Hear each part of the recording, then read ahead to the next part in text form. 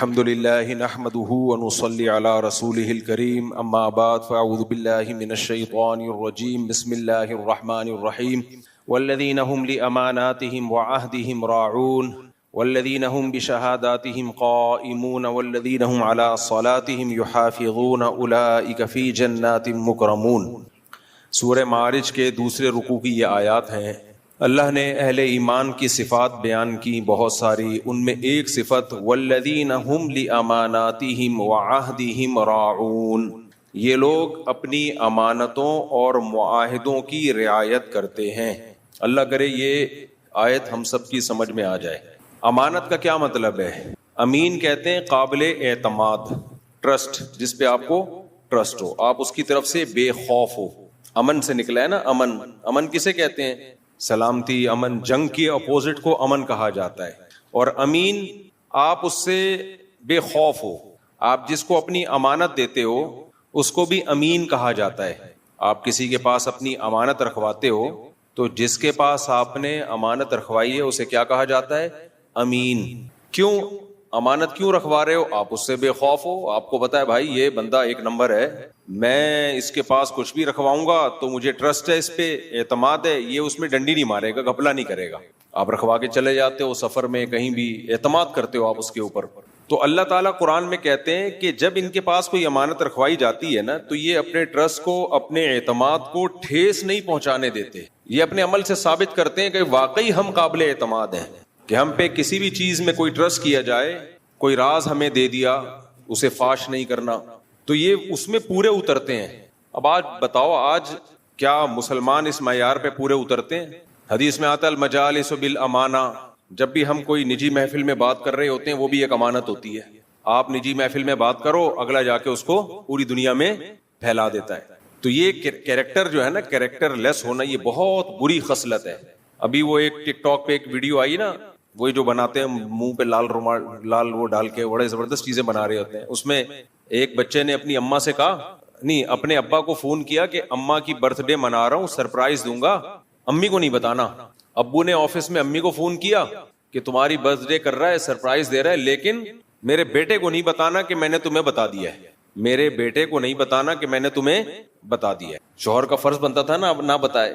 شوہر نے فوراً اپنی بیگم کو فون کیا کہ میرے بیٹے نے فون کیا ہے کہ تمہیں سرپرائز دینا چاہتا ہے اور اس نے مجھے تمہیں بتانے سے منع کیا ہے، تو اس لیے برتھ ڈے میں چلی جانا، لیکن بیٹے کو یہ نہ بتانا کہ میں نے تمہیں بتا دیا ہے۔ اماں کہاں پیٹ میں رکھتی بات، اماں نے فوراً بیٹے کو فون کیا، کم بخت تو نے، یعنی ہاں بیٹا تم نے مجھے سرپرائز دینا تھا نا، تو تمہارے ابا نے مجھے بتا دیا ہے کہ آج میری برتھ ڈے، لیکن ابا نے یہ کہا ہے، منع کیا ہے کہ یہ بیٹے کو نہیں بتانا، لہذا ابا کو فون کر کے یہ نہیں بتانا کہ میں نے تمہیں بتا دیا ہے۔ بیٹا بھی پیٹ کا ہلکا، اس نے ابا کو فون کیا کہ آپ نے اماں کو کیوں بتا دیا، لیکن اب اماں کو نہیں بتانا کہ میں نے آپ کو بتایا اور پھر آپ نے اماں کو بتایا اور اماں نے مجھے بتایا۔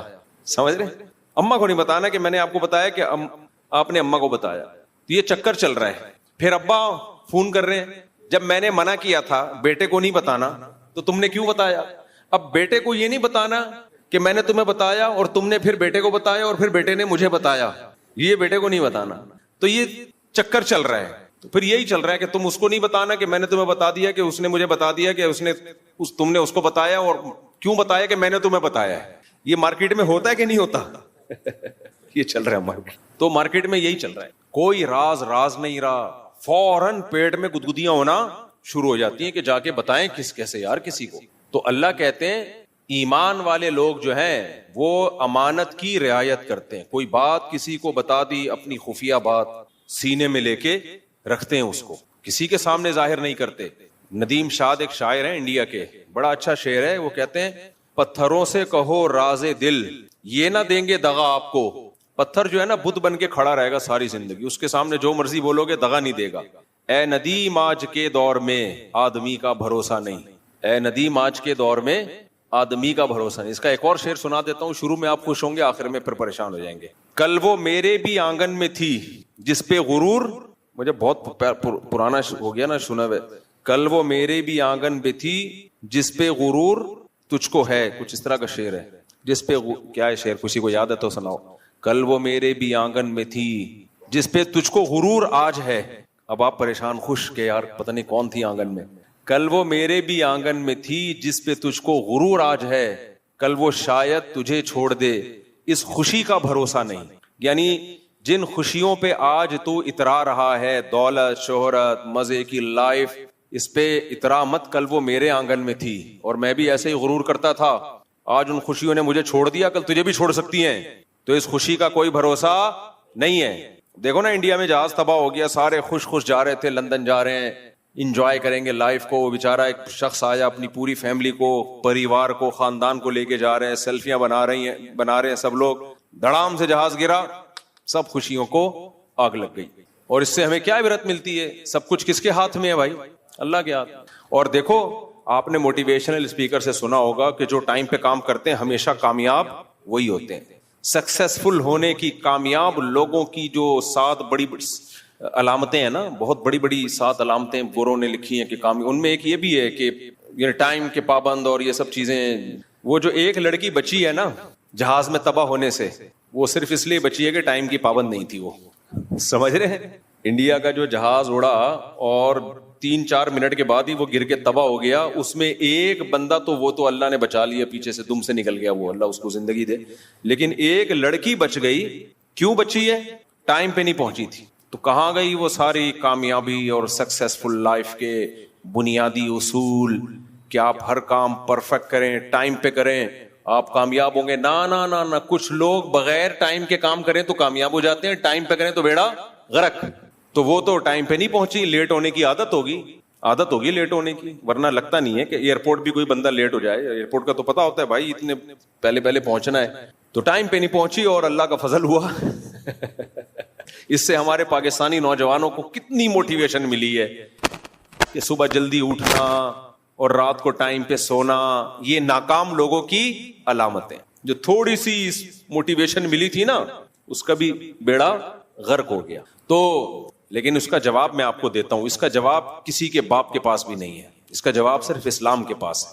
کسی کے پاس اس کا جواب نہیں ہے. بھائی آپ کوئی بھی آپ کو سمجھا رہا ہوں نا ٹائم پہ کی پابندی کریں تو آپ کامیاب ہوں گے, سکسیسفل لائف ہے, تو آپ بتا دیں سر اس نے تو ٹائم کی پابندی کرتی تو آج جا چکی ہوتی. اس کی تو سارا ویژن کی ایسی کی تیسی, اس کو تو بچایا کس چیز نے؟ ٹائم کی پابند نہیں ہے. تو اس کا جواب اسلام نے دیا ہے. اسلام نے یہ دیا ہے کہ آپ کامیابی کے اسباب کے پابند ہیں, کامیابی کے جو اسباب ہیں ان کو اختیار کریں. اس پہ آپ کو وہ کامیابی ملے گی یا نہیں ملے گی, یہ آپ کے ہاتھ میں نہیں ہے. یہ کس کے ہاتھ میں ہے؟ اللہ کے. اللہ کی مرضی اس کامیابی میں ناکام کر دے, ناکامی میں کامیاب کر دے. یہ اللہ کا مسئلہ ہے, آپ کا نہیں ہے. آپ کامیابی کے اسباب اختیار کریں, پھر ناکام بھی ہو گئے تو اللہ کہتا ہے یہ دنیا کی ناکامی نہیں ہے, میں کامیاب کر دوں گا. اصل آخرت ہے, دنیا نہیں ہے. دنیا میں کامیابی کے اسباب اختیار کرنے والے بہت دفعہ فیل ہو جاتے ہیں, اور ناکامی کے اسباب اختیار کرنے والے بہت دفعہ کامیاب ہو جاتے ہیں. تو یہ تو بظاہر نا انصافی ہے کہ اللہ جو ٹائم کے پابند تھے وہ مر گئے, اور جو سست دیر سے اٹھے وہ بچ گئے. آپ کہہ سکتے ہیں ہو سکتا ہے کوئی ایکسیڈنٹ ہو گیا اس کے ساتھ.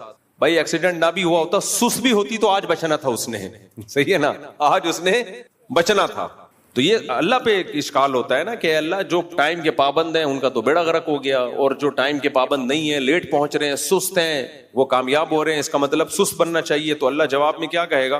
غیر مسلم کے پاس تو کوئی جواب, وہ کہے گا لک تھی بھائی, ایک لک تھی, کیا کر سکتے ہیں. اللہ اس کا جواب دیتا ہے کہ تم جس چیز کو کامیابی سمجھ رہے ہو حقیقت میں وہ کامیابی ہے نہیں, اور تم جس چیز کو ناکامی سمجھ رہے ہو حقیقت میں وہ ناکامی ہے نہیں. اصل کامیابی آخرت کی ہے. جو چست لوگ ہوتے ہیں اور اپنی چستی کو صحیح سمت میں لے کے جا رہے ہوتے ہیں آخرت کے لیے, تو بے شک وہ دنیا میں ناکام ہو جائیں, آخرت میں کیا ہیں؟ کامیاب. اور جو سست لوگ ہوتے ہیں وہ دنیا میں کامیاب ہو بھی جائیں, آخرت میں کیا ہیں؟ ناکام. آخرت میں سست, جنت میں تھوڑی جائے گا, سست نہیں جائے گا جنت میں. دیکھو حدیث میں آتا ہے ایسے پیغمبر بھی دنیا میں آئے جنہوں نے دین کی دعوت کا کام شروع کیا, ایک شخص بھی ایمان نہیں لایا اور ان کو قتل کر دیا گیا. دنیاوی لحاظ سے وہ اپنے ویژن میں کامیاب ہوئے یا ناکام؟ بولو, دنیاوی لحاظ سے کیا ہوئے؟ وہ ناکام. بھائی ایک شخص تو لے آتا نا ایمان, ایک بھی نہیں لایا اور قتل کر دیا گیا. لیکن آخرت میں کیا ہے؟ کامیاب ہے بھائی. اور والسماء ذات البروج میں جو اللہ نے بیان کیا, سورہ بروج میں واقعہ, اس میں کیا تھا کہ ایک نوجوان تھا، ایک نوجوان، بادشاہ نے کہا جادوگر سے نا، بادشاہ لوگ اس کے جادوگر تھے جو لوگوں کو الو بناتا تھا، تو اس سے بادشاہوں کے منجن بھی بکتے ہیں. جیسے پھونکوں والی سرکار اپر لیول پہ تعلقات ہیں تو اوپر تک کھانچے چلتے ہیں ان کے. یہ چھوٹے موٹے لوگوں کا کام چھوٹی موٹی پھونکیں ہوتی ہے. اتنے بڑے پیمانے پر ہول سیل کے حساب سے اگر کوئی پھونک مار رہا ہے تو اس کا مطلب اونچی سطح پہ، چاہے وہ اسٹیبلشمنٹ ہو، چاہے وہ ہمارے سیاسی لیڈر ہوں، کہیں نہ کہیں اس کا کھانچا چل رہا ہے. اتنی ورنہ اتنی پھونک کہاں سے آ رہی ہے بھائی؟ تو یہ باقاعدہ اسٹیبلشمنٹ میں کچھ لوگ ہوتے ہیں، پوری نہیں، کچھ لوگ ہوتے ہیں جن سے ان کے رابطے ہوتے ہیں، اور پھر سیاسی لیڈروں میں کچھ لوگ ہوتے ہیں جن سے ان کے رابطے ہوتے ہیں، تو وہاں سے ان کو پائپ لائن ہوتی ہے، وہاں سے پھونک ان میں بھری جا رہی ہوتی ہے اور یہ آگے پارسل کر رہے ہوتے ہیں. تو اتنے اونچے پیمانے پر یہ ہوتا نہیں ہے اپر لیول میں اتنے تعلقات کے بغیر. چھوٹے موٹے عامل یہ ادھر ادھر چتونگڑے گھوم رہے ہوتے ہیں، ان کے کوئی تعلقات نہیں ہوتے. تو اب کیا ہے، اب جو بادشاہ تھا نا اس نے کیا کیا، اس نے کہا کہ جادوگر کو بلایا، پھونکوں والی سرکار جو اس زمانے کی تھی، کیونکہ وہ بھی شعبدے دکھاتے ہیں نا. یہ بھی دیکھو ہڈی ٹوٹی ہوئی تھی ہم نے جوڑ دی، لنگڑا تھا ایک دم سیدھا چلنا شروع ہو گیا. تو یہ سارے شعبدے ہوتے ہیں، جادوگروں کے پاس ہوتے ہیں شعبدے. تو بادشاہ نے جادوگر کو بلایا اور کہا کہ میں، جادوگر نے کہا کہ دیکھو میں مرنے والا ہوں، تو آپ کوئی بندہ دے دو جس کو میں یہ جادو سکھا دوں. یہی شعبدے بازیاں. کوئی نوجوان دے دو، جوان خون ہو، تاکہ کچھ عرصہ چل تو سکے نا، وہ تو آپ کی کام آئے گا، یہ منجن دبا کے چلتا رہے گا آپ کا. تو ایک نوجوان کو بادشاہ نے دے دیا، کسی گھر غریب فیملی سے لیا ہوگا، بھائی اس بے روزگار ہے اس کو سکھاؤ. یہ صحیح حدیث سے یہ مضمون ثابت ہے جو میں بیان کر رہا ہوں سورہ بروج کی تفسیر میں. تو اب ہوا کیا کہ جب وہ جو جادوگر تھا نا، جو نوجوان تھا، اس نے جادو سیکھنا شروع کیا اس زمانے کی پھونکوں والی سرکار سے کہ یار صرف یہ پھونک آپ کے کل مرنا بھی ہے نا، پھونک نکلے گی باہر لیکن ایک دن. کتنی بھی پھونکوں کے سلنڈر بھروا لو، موت کا فرشتہ آتا ہے تو اچھے اچھوں کی پھونک نکال دیتا ہے. تو اس سے پہلے کہ بادشاہ کی پھونک نکل جائے، کسی اور کو یہ پھونکوں والا فن سکھا دیا جائے. تو جادوگر بڈھا ہو گیا تھا، اس نے پھر اس نوجوان کو سکھانا شروع کیا. اب اللہ کی قدرت یہ کہ وہ بچہ جب اپنے گھر سے نکل کے آتا تو راستے میں ایک راہب، اس دور میں عیسائی مذہب برحق مذہب تھا، عیسائیت، اس میں راہب جو عیسائیوں میں بزرگ ہوا کرتے تھے، تو راستے میں ایک بزرگ تھے. تو بابے ہر دور میں رہے ہیں، یہ ذہن میں رکھنا. جو کہتے ہیں نا بابوں کو نہیں مانتے، وہ اسلام ہی کو نہیں مانتے. ہاں، دو قسم کے بابے ہوتے ہیں، برے بابے اور ایک نیک بابے. تو بابوں سے تعلق کے بغیر دین نہیں آتا میرے بھائی. ہاں، بابا صحیح ہونا چاہیے، خود صحیح عقیدے پر ہو، لیکن یہ کہنا میرا کوئی بابا ہی نہیں ہے تو اس کا مطلب یہ گمراہ ہے. تو راستے میں ایک بابا تھا، راہب، اللہ والا. تو یہ نوجوان جب جادوگر کے پاس آتا تو آتے ہوئے بھی اس راہب سے ملتا ہوا آتا اور گھر جاتے ہوئے بھی راہب سے ملتا ہوا آتا. جب جادوگر کے پاس آتا تھوڑی دیر ہو جاتی، جادوگر پوچھتا دیر سے کیوں آئے ہو، تو یہ کچھ گول مول بات کر دیتا، گھر میں دیر ہو گئی. اور جب گھر دیر سے پہنچتا تو وہاں گول مول بات کر دیتا. گھر والوں کو نہیں بتا رہا تھا میں راہب کے پاس جا رہا ہوں، کیونکہ گھر والوں کو بتا دیتا گھر والوں نے پکڑ کے کوٹنا تھا. گھر والوں نے پھونکوں والی سرکار کے پاس بھیجا ہے اور آپ مفتی طارق مسعود صاحب کے پاس آ رہے ہو بیچ میں سرکار کے خلاف باتیں سننے کے لیے، تو گھر والوں کو غصہ آئے گا کہ نہیں آئے گا؟ خیر ہم تو بزرگ نہیں ہیں، وہ واقعی بزرگ تھا، یعنی کوشش کر رہے ہیں بزرگ بننے کی.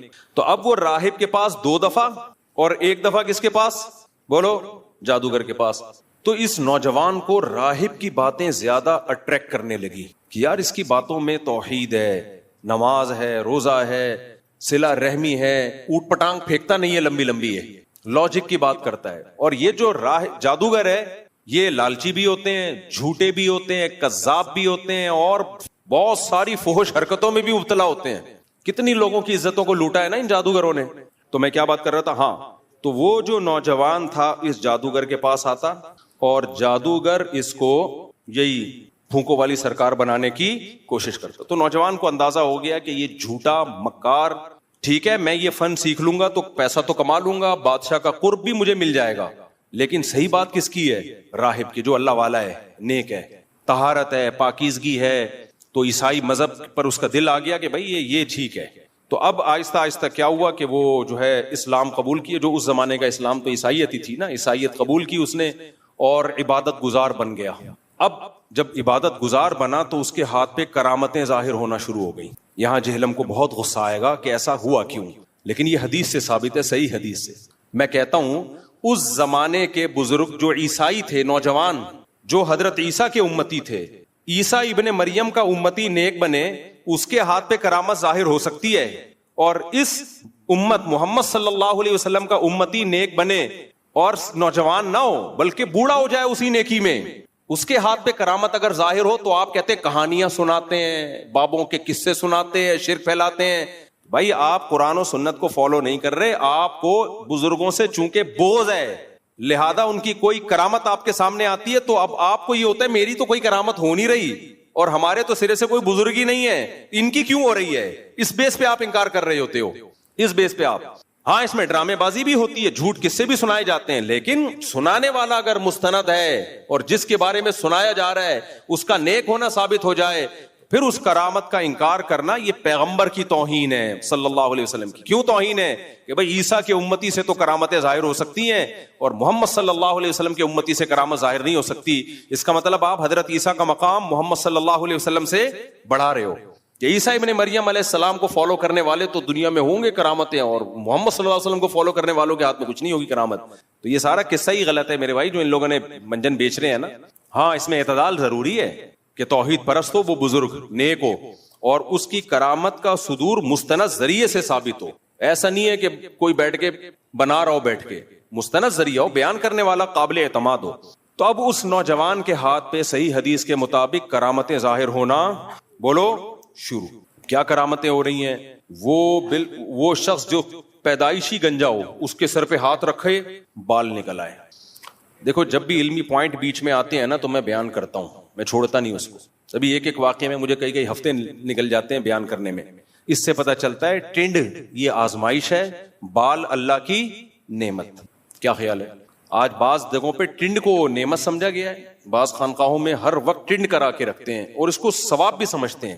اصلاح کی نیت سے کسی حد تک تو ٹھیک ہے یہ، تاکہ شو بازیوں کا عنصر نہ آئے، لیکن یہ ہمیشہ کے لیے اس کو معمول بنا لینا یہ ٹھیک نہیں ہے. نبی نے صرف حج عمرے کے موقع پہ حلق کرایا ہے اور وہاں بھی شریعت نے اجازت دی ہے کہ قصر بھی کر سکتے ہو، اگرچہ کم فضیلت ہے، بال کٹوا بھی سکتے ہو. تو اس لیے جس چیز کو شریعت نے لازم نہ کیا ہو میرے بھائی اس کو اپنے اوپر مسلط نہیں کر لینا چاہیے. دینداروں کو چاہیے اس زمانے میں حلیہ ایسا رکھیں کہ دیکھنے میں اچھے لگیں. ٹنڈے منڈے گھومیں گے اور پھر کرتے بھی اتنے لمبے لمبے، 2-4 آدمی ایک تمبو میں آ جائیں، شامیانے میں آ جائیں، لوگ کہتے ہیں یار یہ کیا، ہم دیندار بن کے ایسے بنیں گے؟ نارمل ڈریس پہنو جیسے سارے پہنتے ہیں، اچھے لگو دیکھنے میں. ہمارے شیخ حضرت مفتی رشید احمد صاحب رحمہ اللہ اس کے بہت خلاف تھے کہ خانقاہوں میں ایک مخصوص لباس، مخصوص ٹوپی. فرماتے تھے اس سے دھڑے بندی پھیلتی ہے، فرقواریت پھیلتی ہے. جیسے سب مسلمانوں کا لباس ہے آپ کا بھی ویسا ہی ہونا چاہیے. میں نے ایک عربی کو دیکھا شلوار قمیض پہن کے گھوم رہا ہے پاکستان میں، حالانکہ عربی تو نہیں چھوڑتے اپنا لباس. میں نے کہا کیوں؟ کہہ رہے ہیں یار سب نے یہ پہنا ہوا، میں الگ سے ہی نمونہ نظر آ رہا ہوں. اس کے خیال میں یعنی اس کی بات کو اپنے الفاظ میں بیان کر رہا ہوں. تو اگرچہ میجورٹی عربیوں کی ایسی نہیں کرتی لیکن بعض یہ بھی کر رہے ہوتے ہیں یار جیسے سب رہ رہے ہیں اسی طرح رہو. تو اپنا ایک الگ سے ڈریس بنا لینا، پھر اتنا لمبا کرتا، اتنا چوڑا، 4 آدمی اس میں آ جائیں، یہ ٹھیک نہیں ہے. نارمل جیسے سب رہتے ہیں ایسے رہو، ہم مسلمان ہیں. یہ چیزیں پھر آگے بڑھتی ہیں، پہلے ڈریسنگ الگ ہوتی ہے، پھر پیر پرستی شروع ہوتی ہے، پھر اپنی مسجد بھی الگ ہو جاتی ہے. ادھر مسجد بنی ہوئی ہے اسی کے ساتھ اپنی مسجد بنا لیں گے، نمازی ٹوٹ گئے. جب ایک مسجد ہے سب اس میں نماز پڑھ رہے ہیں آپ بھی آگے پڑھ لو بھائی. نہیں جی ہمارے حضرت جی کے حساب سے یہ والا امام سیٹ نہیں ہے. امام آپ کے حساب سے دنیا میں کوئی بھی سیٹ نہیں ہو سکتا. جوڑ پیدا کرنے کے لیے، اجتماعیت کے لیے انفرادی خامیوں کو برداشت کیا جاتا ہے کہ ایک مسجد جب محلے میں ہے تو کوئی بات نہیں، امام تھوڑا آڑا ترشا ہے برداشت کر لو. اجتماعیت سب ایک جگہ کھڑے ہو کے نماز پڑھیں. ادھر ایک مسجد، ساتھ والی گلی میں دوسری مسجد، جس کو جہاں موقع ملتا ہے ایک مسجد بنا لیتا ہے چاہے ضرورت نہ بھی ہو. تو یہ غلط چیز ہے. تو اب وہ کیا تھا، ہاں وہ راہب ہاتھ پھیرتا جس کے سر پہ بال نہ ہو، کرامت کے طور پہ کیا نکل آتے؟ بال نکل آتے.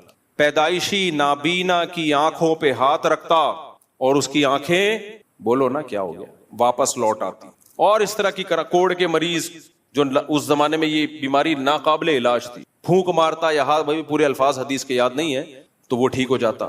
لوگوں نے کہا یہ تو بھائی بہت بڑا جادوگر بن گیا ہے. جادو اس کو لوگوں کو کیا پتا چھپڑ میں کس کے پاس جا رہا ہے؟ راہب کے پاس جا رہا ہے. یہاں بھی ایک اور بات ہو سکتا ہے، کوئی جب ہم اپنے بزرگ کی کرامت بیان کرتے ہیں تو بعض لوگ یہ بھی کہتے ہیں صحابہ کے ہاتھ پہ تو یہ کرامت ظاہر ہوئی نہیں. اور شیخ الحدیث مولانا زکریا رحمۃ اللہ علیہ کے والد 2 سال میں 1 پاؤ قرآن پڑھنے لگے، ایک پاؤ پارا. صحابہ میں تو ایسا ہوا نہیں. کرامت میں یہ نہیں ہوتا کہ جس کے ہاتھ پہ کرامت ظاہر ہو رہی ہے وہ اپنے بزرگ سے افضل ہو. بعض دفعہ چھوٹے کے ہاتھ پہ کرامت ہوتی ہے, بڑے کے ہاتھ پہ نہیں ہوتی. اس پہ میں کئی بار بیان کر چکا ہوں, کیا تو یہ ٹاپک پورا چینج ہو جائے گا میرا. حالانکہ وہ راہب کی دعوت پہ دین پہ آیا تھا, تو راہب کے ہاتھ پہ تو یہ کرامت ظاہر نہیں ہو رہی تھی, شاگرد کے ہاتھ پہ ہو رہی ہیں. تو اس سے یہ نہیں پتا چلتا اس نوجوان کا مقام اس راہب سے بلند ہو گیا تھا. بھائی اللہ نے کسی سے کوئی خاص طرز پہ کام لینا ہوتا ہے تو اس کے ہاتھ پہ الگ وہ کرامت ظاہر کر دیتے ہیں. کسی سے الگ کام لینا ہوتا ہے نوعیت کا, اس کے ہاتھ پہ ظاہر نہیں کرتے. جیسے سلیمان علیہ السلام کے امتی کے ہاتھ پہ کرامت ظاہر ہوئی کہ تخت آ گیا سیکنڈوں میں, سلیمان علیہ السلام نہیں لے کر آئے, نہ لا سکے وہ. تو اب کیا ہے کہ اس راہب کے ہاتھ پہ کیا بھائی لوگ ٹھیک ہو رہے ہیں, لوگوں نے کہا بھائی یہ تو بڑا پہنچا ہوا جادوگر بن گیا ہے, اب آؤ جی میرا یہ کام کر دیں, میرا یہ کام کر دیں. وہ تو پھونکو والی سرکار سے بھی کیا ہو گیا آگے نکل. وہ نوجوان چونکہ ایک نمبر تھا, اس نے کہا نہیں بھائی یہ کوئی جادو نہیں ہے, اور یہ میں کر ہی نہیں رہا. یہ کون کر رہا ہے؟ اللہ. کرامت کی ایک ظاہری علامت پتہ ہے کیا ہوتی ہے؟ جس بزرگ جو شعبدے دکھاتا ہے نا, وہ چاہتا ہے لوگ میرے گرد اکٹھے ہوں, اور پیغمبر جو معجزے دکھاتے ہیں یا اولیاء جو کرامتیں دکھاتے ہیں وہ کہتے ہیں کہ لوگ کس کے پاس جائیں؟ اللہ کے. یہ بہت بڑا فرق ہے. وہ اپنا جو ہے معتقد نہیں بناتے, یہ اپنے آپ کو سجدہ نہیں کرواتے, بلکہ وہ کہاں لے کے جاتے ہیں؟ اللہ کی طرف. دیکھو نبی صلی اللہ علیہ وسلم کے ہاتھ پہ معجزے ظاہر ہوئے, تو ہم سجدہ نبی کی قبر پہ کرتے ہیں یا بیت اللہ میں؟ بیت اللہ میں.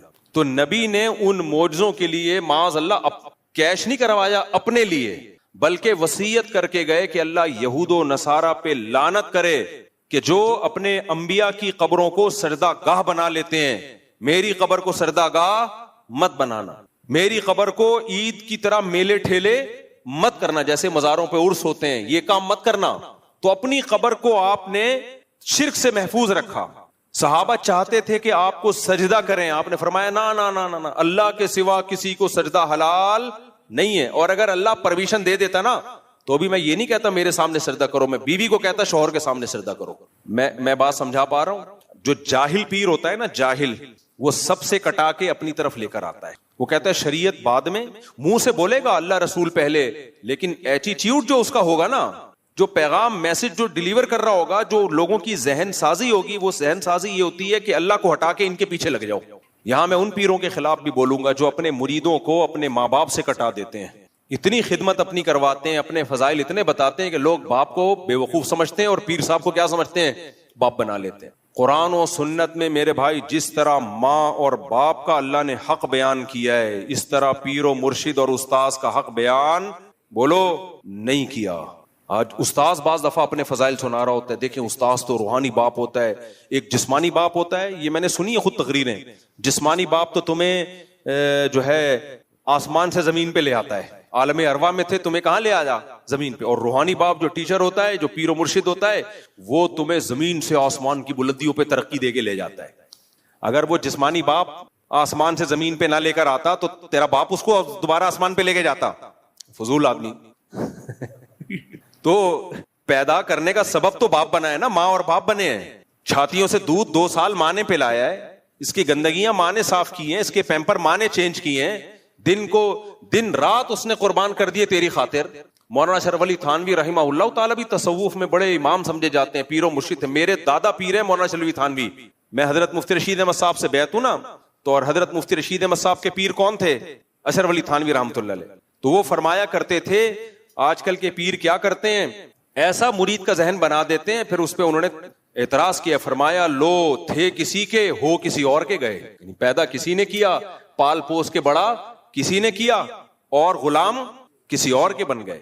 تو پیر, اوریجنل پیر جو ہوگا نا, جو صحیح پیر و مرشد ہوگا, وہ آپ کو آپ کے ماں باپ سے کٹائے گا نہیں. اس سے بیعت ہونے کے بعد, اس سے اصلاحی تعلق رکھنے کے بعد آپ کے دل میں اپنے ماں باپ کی ویلیو کم نہیں ہوگی بلکہ اور زیادہ بڑھ جائے گی. اگر پیر سے بیعت ہونے کے بعد, ٹھیک ہے پیر کی خدمت بھی کرو, وہ بھی ضروری ہے روحانی ترقی کے لیے, تو لیکن اس کی خدمت کے ساتھ ساتھ اپنے ماں اور باپ کی خدمت کا بھی جذبہ پیدا ہو رہا ہے, اس کا مطلب ہی 1 نمبر پیر ہے.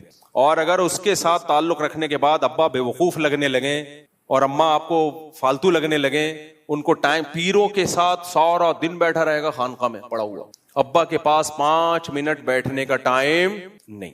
حتیٰ کہ بیوی کے ساتھ آپ کا معاملہ کیسا ہوگا یہ بھی ابا اماں نہیں بتائیں گے, جن کی بہو ہے, یہ کون بتائے گا؟ پیر. میں تو بھگتا ہوا ہوں ایسے کیسز، اس لیے بتا رہا ہوں. ہمارے حضرت مفتی رشید احمد صاحب سے کسی نے پوچھا کہ اگر پیر ایک بات کا حکم دے جو جائز باتوں میں سے وہ بات ہو اور ماں باپ اس کے خلاف حکم دیں تو کس کی بات کو فالو کیا جائے گا؟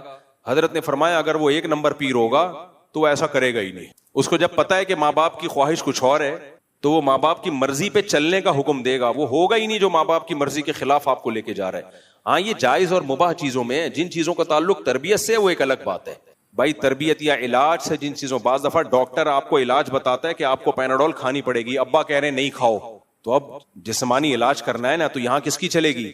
ڈاکٹر کی چلے گی. وہ کہے گا پھر ابا سے ہی علاج کرا لے بھائی. تو جن چیزوں کا تعلق اصلاح سے، مثال کے طور پر آپ کو اللہ نہ کرے فوش فلمیں دیکھنے کی عادت پڑ گئی.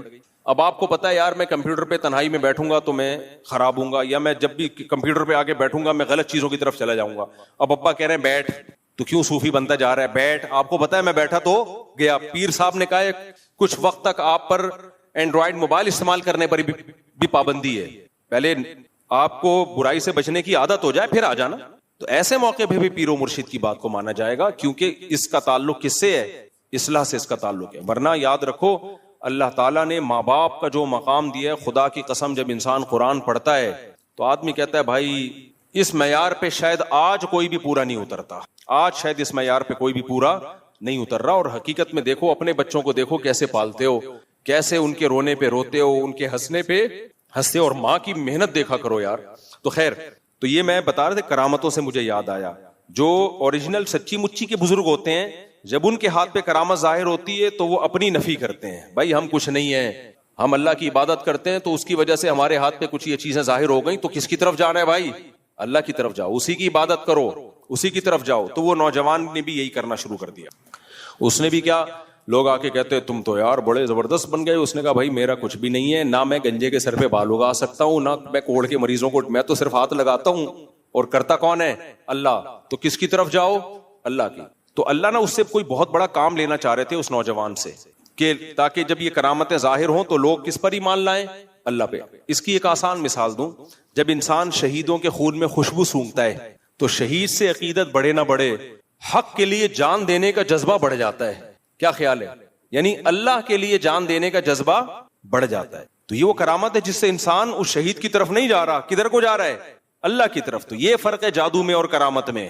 تو اس نوجوان نے کہا کہ بھائی میں نہیں، بھائی یہ کون کرتا ہے؟ بھائی یہ اللہ کرتا ہے. اب بادشاہ کو بھی پتا چل گیا بھائی یہ تو بہت بڑی چیز بن گیا ہے یار، ہم نے کون کون سے تیل ایجاد کر کے دیکھ لیے بال نہیں آ رہے. تو اس کو لایا گیا. بادشاہ نے کہا بھائی تیرا معاملہ بہت بڑھ گیا ہے. تو اس نے کہا میں نہیں کرتا، میں جادو نہیں ہے، یہ میں ایمان لے آیا ہوں، ایک خدا کو مانتا ہوں، تجھے رب نہیں مانتا. بادشاہ کو غصہ آیا، اس نے اس کو لالچ دی، ڈرایا، دھمکایا، ہر طرح سے کوشش کی کہ یہ عیسائی مذہب کو چھوڑ دے، یہ نہیں مانا. تو بادشاہ نے پھر کہا 3 واقعات ہیں اس میں، 3 طرح سے اس کو قتل کرنے کی کوشش کی گئی، لیکن ہر طرح سے اللہ کی طرف سے کوئی کرامت ظاہر ہوئی اور وہ قتل سے بچ گیا. بادشاہ پریشان تھا کہ لوگ ایمان لا رہے ہیں اس کی کرامتوں کو دیکھ دیکھ کے، لوگ سارے اللہ والے بن رہے ہیں، بادشاہ کے دین کو لوگ چھوڑ رہے ہیں. بادشاہ کو اندازہ ہو گیا یہ سب مجھے خدا ماننا چھوڑ دیں گے اور اللہ اللہ کرنا شروع کر دیں گے، میری تو حکومت کا خاتمہ ہو جائے گا. تو بادشاہ نے پھر یہ کیا، بہت پریشان، ہر طرح سے جب قتل کی کوششیں ناکام ہو گئی نا، اب یہ ہے اس نوجوان نے کہا دیکھو جب اللہ کسی کو بہت محیر العقول واقعات دیتے ہیں نا تو پھر اس کی آزمائش بھی بہت سخت ہوتی ہے. تو اس نوجوان نے کہا دیکھ تو اگر مجھے قتل کرنا چاہتا ہے میں ایک طریقہ بتاتا ہوں. اب یہ اس نوجوان کا ایک طرح سے فدائی حملہ تھا، صحیح ہے نا؟ تو مجھے قتل کرنا چاہتا ہے تو میں تجھے طریقہ بتاتا ہوں. کتنی بڑی قربانی دی اس نوجوان نے. اب لوگوں میں نا یہ بات پھیل گئی تھی کہ اس کو جس طرح بھی پہاڑ پہ لے کر گئے زلزلہ آیا وہ لوگ گر گئے یہ بچ گیا، کشتی میں لے کر گئے طوفان آیا وہ مر گئے یہ بچ گیا. تو اس نے کہا میں تجھے ایک طریقہ بتاتا ہوں جس طرح سے تو اگر مجھے اس طریقے سے قتل کرے گا تو میں قتل ہو جاؤں گا. وہ کیا ہے؟ تو چوک میں ساری دنیا کے لوگوں کو بلا، اپنے ملک کے جتنے بھی لوگ ہیں، اور مجھے چوک پہ کھڑا کر کے تیر مار اور کہ بسم اللہ و ربی ھذا الغلام، اللہ کے نام سے اور اس نوجوان کے خدا کے نام سے، رب کے نام سے. جب اللہ کا نام لے کے مارے گا میں مر جاؤں گا. نوجوان کو اندازہ تھا کہ جب یہ اللہ کا نام لے گا تو لوگ کہیں گے بادشاہ نے ساری کوششیں کر لی کچھ نہیں ہوا، اللہ کا نام لیا ہے تو یہ اس کا مطلب کرنے والا کون ہے؟ اللہ. نوجوان کو پتا تھا یہ جب ہوگا نا تو لوگ بادشاہ کے دین کو چھوڑ دیں گے اور یہ بھی دیکھیں گے میں نے اتنی بڑی قربانی دی. جو قربانی دینے والا ہوتا ہے وہ 2 نمبر نہیں ہوتا. کیوں پیسوں کے لیے اگر یہ سب کچھ کر رہا ہوتا, پھونکوں والی سرکار کہیں شہادت کے لیے نام لکھوائے گی؟ وہ ناموس رسالت کے نام پہ منجن بیچیں گی. ناموس رسالت کہیں بھائی اگر تشکیل ہو رہی ہے, چلو بھائی جاؤ جی غزہ کے لیے کتنے لوگ ہیں, پھونکوں والی سرکار کہے گی میں یہیں سے بیٹھ کے میزائلوں پہ پھونک ماروں گا بس. تو اس ٹائپ کی جتنی سرکاریں ان میں قربانی, کیونکہ کھا کھا کے مسٹنڈے ہو چکے ہوتے ہیں, موٹے ہو چکے ہوتے ہیں. تو جتنے یہ پیر و مرشد ہیں جو کہتے ہیں توہین, میں تبھی بار بار کہتا ہوں نا, میرے خلاف جو قتل کے فتوے دیے جا رہے تھے اڑا دو, اور میرے کیا جو بھی جس کی بیچارے کی زبان لڑکھڑا گئی, کوئی ایسی بات ہو گئی جو اس کو وضاحت کا موقع بھی نہیں دے رہے ہوتے, تو غلطی کا اعتراف کر لیا پھر بھی معاف نہیں کر رہے ہوتے, تو پھر یہ بعض لوگ کیا کرتے ہیں اس کے بعد بھی مار دو اور یہ قتل کر دو. تو بھائی تم خود کیوں نہیں کر رہے؟ جنت میں جانے کا تمہیں شوق کیوں نہیں ہے؟ اپنے مریدوں کو کیوں مروا رہے ہو؟ جب تمہارا کوئی مرید قتل کرے گا, کیس چلے گا, پھانسی ہوگی, تم سے جنازہ پڑھنے آ جاؤ گے. تو بہتر یہ ہے کہ تمہارا جنازہ ہو اس دفعہ کس کا جنازہ ہو؟ تم پہ کیس چلے, تم پھانسی پہ لٹکو, غیر قانونی طور پہ کسی کو قتل کر کے تم پھانسی پہ لٹکو, پھر تم مرنے کے بعد ہیرو بنو. ان میں سے کوئی نہیں چاہتا کہ میں ہیرو بنوں, یعنی یہ والا ہیرو میں بنوں. یہ چاہتے ہیں زندہ زندگی میں ہم ہیرو بن جائیں. تو اس لیے جب بھی کوئی ایسی بات کیا کرے نا, وہ کہیں یہ پسٹل لیں, آپ جا کے یہ کام کر لیں, مریدوں کو ورغلانے کی کوشش نہ کریں. تو اس نوجوان نے تو اپنی جان پیش کی. اس نے کہا بادشاہ تو ایسے کر. لوگوں میں ہلچل مچ گئی, بھائی ایسے ہونے والا ہے. بادشاہ نے کہا یار میں پبلک کو کنٹرول کر لوں گا, اس کو کنٹرول کرنا ممکن نہیں ہے. اس کے ساتھ تو اللہ کی مدد ہے, ایک دفعہ یہ شہید ہو جائے تو پبلک کو میں سنبھال لوں گا. لیکن اس کو پتا نہیں تھا کہ پبلک جب یہ واقعہ دیکھے گی نا تو وہ بالکل تیرے ہاتھ سے نکل جائے گی. قربانی یہ نوجوان دے رہا ہے. تو اس کو کسی ستون پہ لٹکایا گیا, اور بادشاہ نے اللہ اکبر بسم اللہ و رب ھذا الغلام, اللہ کے نام سے اور اس غلام کے رب کے نام سے, جب یہ تیر چلایا, تیر اس کی کنپٹی پہ لگا اور یہ اسی وقت شہید ہو گیا. ایک بعض روایات میں آتا ہے حضرت عمر رضی اللہ تعالیٰ عنہ کے دور میں اس کی قبر کھولی گئی تھی, تو تیر کا جو زخم تھا وہ ہرا تھا اور اس سے خون بہ رہا تھا. شہیدوں میں بہت ایسا واقعات ہوتے ہیں کہ 10-10 سال کے بعد قبریں کھلتی ہیں, جسم بھی سلامت ہوتا ہے, خون بہ رہا ہوتا ہے. یہ کامن ہے شہیدوں میں, بہت ہوا یہ واقعہ. تو اس دن غامدی صاحب سے کسی نے سوال پوچھا, پروفیسر غامدی صاحب سے, کہ کیا یہ قبر سے خوشبو آنا اور شہیدوں کا یہ جو کہا جاتا ہے یہ برحق ہے؟ تو غامدی صاحب نے کہا لوگوں کے اپنے اپنے مشاہدات ہیں. تو میرا خود بھی مشاہدہ ہے, لوگوں کے ہیں, لیکن میرا اپنا مشاہدہ ہے شہیدوں کے خون کی خوشبو. تو یہ قبروں کی خوشبو کے واقعات 2-4 نہیں ہیں, بہت ہیں یہ واقعات. ہاں اس میں جھوٹ بھی ہو سکتا ہے, ڈرامے بازی بھی ہو سکتی ہے, لیکن بہت سے واقعات اوریجنل ہیں, صحیح ہیں. خیر, تو اس نوجوان نے کہا بھائی یہ کس کی طرف سے ہے؟ اللہ کی طرف. ہاں وہ شہید ہوا, جہاں اس نے شہادت پائی ہے سب لوگ اشہد ان لا الہ الا اللہ و اشہد ان عیسی ابن مریم روح اللہ, جو بھی اس زمانے کا کلمہ تھا وہ سارے سیدنا عیسیٰ پہ ایمان لے آئے, سارے مسلمان ہو گئے. جو عیسائی مذہب انہوں نے اختیار کر لیا, اور اس وقت عیسائیت میں توحید تھی. عیسائی حضرت عیسیٰ کو اللہ کا بیٹا نہیں کہتے تھے. تو اب کیا ہوا ہے, جب یہ سب ہو گیا تو بادشاہ نے کہا یہ کیا ہو گیا, ایک ہی رولہ پہ گیا, چودھری سٹا لے گیا. پنجاب میں نا الیکشن جب تھے تو کوئی اور جیت گیا, چودھری صاحب جیت گئے, محنت کسی اور نے کی تھی. تو اس پہ یہ پنجاب میں شعر لکھا ہوتا تھا, ایک ہی رولہ پہ گیا چودھری سٹا لے گیا. تو بادشاہ نے کہا ایک ہی رولہ پہ گیا, یہ تو چودھری سٹا لے گیا, کوشش میں کر رہا ہوں اور فائدہ کون لے گیا؟ یہ تو نوجوان کا دین لوگوں نے قبول کر لیا. تو بادشاہ لوگ کیا کرتے ہیں ایسے موقع پہ؟ ظلم کرتے ہیں. تبھی یہ جو لوگ کہتے ہیں نا خلافت, بھائی کچھ چیزوں میں بادشاہی نظام اچھا ہوتا ہے, کچھ میں جمہوری نظام اچھا ہوتا ہے. بادشاہی نظام یا کوئی خلیفہ ہو وہ جب اچھا ہوتا ہے جب وہ نیک ہو, پرہیزگار ہو, شریعت کے مطابق چلا رہا ہو. لیکن اگر اس کی کھوپڑی گھوم گئی نا تو وہ جو ظلم کرے گا نا وہ ایسی کی تیسی کر دے گا. جمہوری نظام میں کچھ آواز تو اٹھا سکتے ہو نا, ایک آدمی کے پاس پاور نہیں ہوتی. خیر جی, بادشاہی نظام تھا, بادشاہ سلامت نے آرڈر دیا اڑا دو سب کو. اور جو سرکاری تھے بادشاہ کے فوجی موجی, تو بادشاہ نے خندقیں کھدوائیں پورے شہر میں, اور کہا کہ جو بھی ایمان نہ لے کر آئے نا اس کو اس آگ میں ڈال دیا. تو لوگ فوجی اس کے پکڑ کے لاتے رہے, ایک ایک شخص کو آگ میں ڈالتے رہے. ایک عورت آئی جس کی گود میں بچہ تھا. عورت کو ترس آتا ہے نا اپنے دودھ پیتے بچے کو, میں کیسے لے کے آگ میں چھلانگ ماروں. تو صحیح بخاری مسلم کی حدیث ہے, چند بچے جو ماں کی گود میں بولے ہیں نا ان میں یہ بچہ بھی تھا. یہ بچہ ماں کی گود میں بولا, اس کی بھی کرامت ظاہر ہوئی. لوگ کہتے ہیں مولانا زکریا رحمۃ اللہ کے والد ماں کی گود میں کیسے قرآن پڑھ لیا. تو ماں کی گودوں میں چھوٹے بچوں کے بولنے کے بہت سارے واقعات ہوئے ہیں, یہ کرامت کے طور پہ. بہت سارے نہیں تو چند واقعات ہوئے ہیں. تو جب عیسیٰ علیہ السلام کی امت میں ہو سکتے ہیں تو محمد صلی اللہ علیہ وسلم کی امت میں کیوں نہیں ہو سکتے؟ تو اب کیا ہوا کہ وہ جو بچہ تھا اس نے وہ ماں کی گود میں بولا اور کہا اے ماں گھبرا مت, یہ دیکھنے میں آگ ہے، حقیقت میں یہ جنت کا باغ ہے. یہ اللہ کی طرف سے حوصلہ ملتا ہے جب انسان قربانی دیتا ہے. تو ماں نے اس بچے کو لے کے اس آگ میں چھلانگ لگا دی. تو اب میں جو اصل واقعہ بیان کرنا چاہ رہا تھا نا، یہ تو سارا یعنی تمہید لمبی ہو گئی.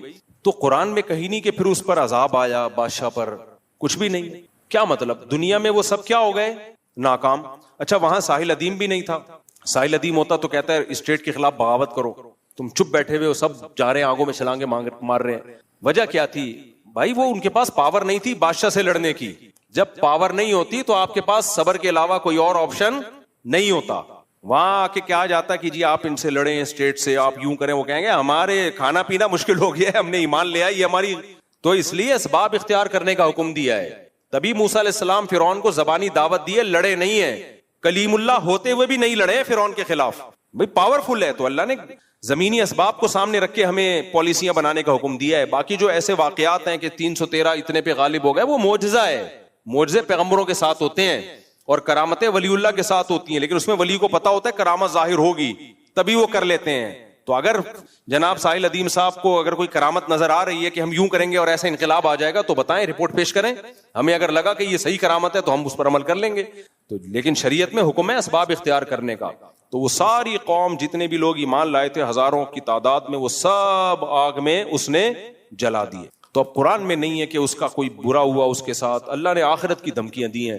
تو ایک عرب عالم نے اس پہ بڑی پیاری بات لکھی ہے کہ دنیاوی لحاظ سے وہ بادشاہ کامیاب ہو گیا، بغاوت کو اس نے، زبانی بغاوت، مسلح والی بغاوت نہیں، اس نے کچل دیا، کامیاب ہو گیا. لیکن کیا ہم اس کو کامیابی کہیں گے؟ بولو نا. قرآن کہتا ہے وَالسَّمَاءِ ذَاتِ الْبُرُوجِ، وَالسَّمَاءِ ذَاتِ الْبُرُوجِ.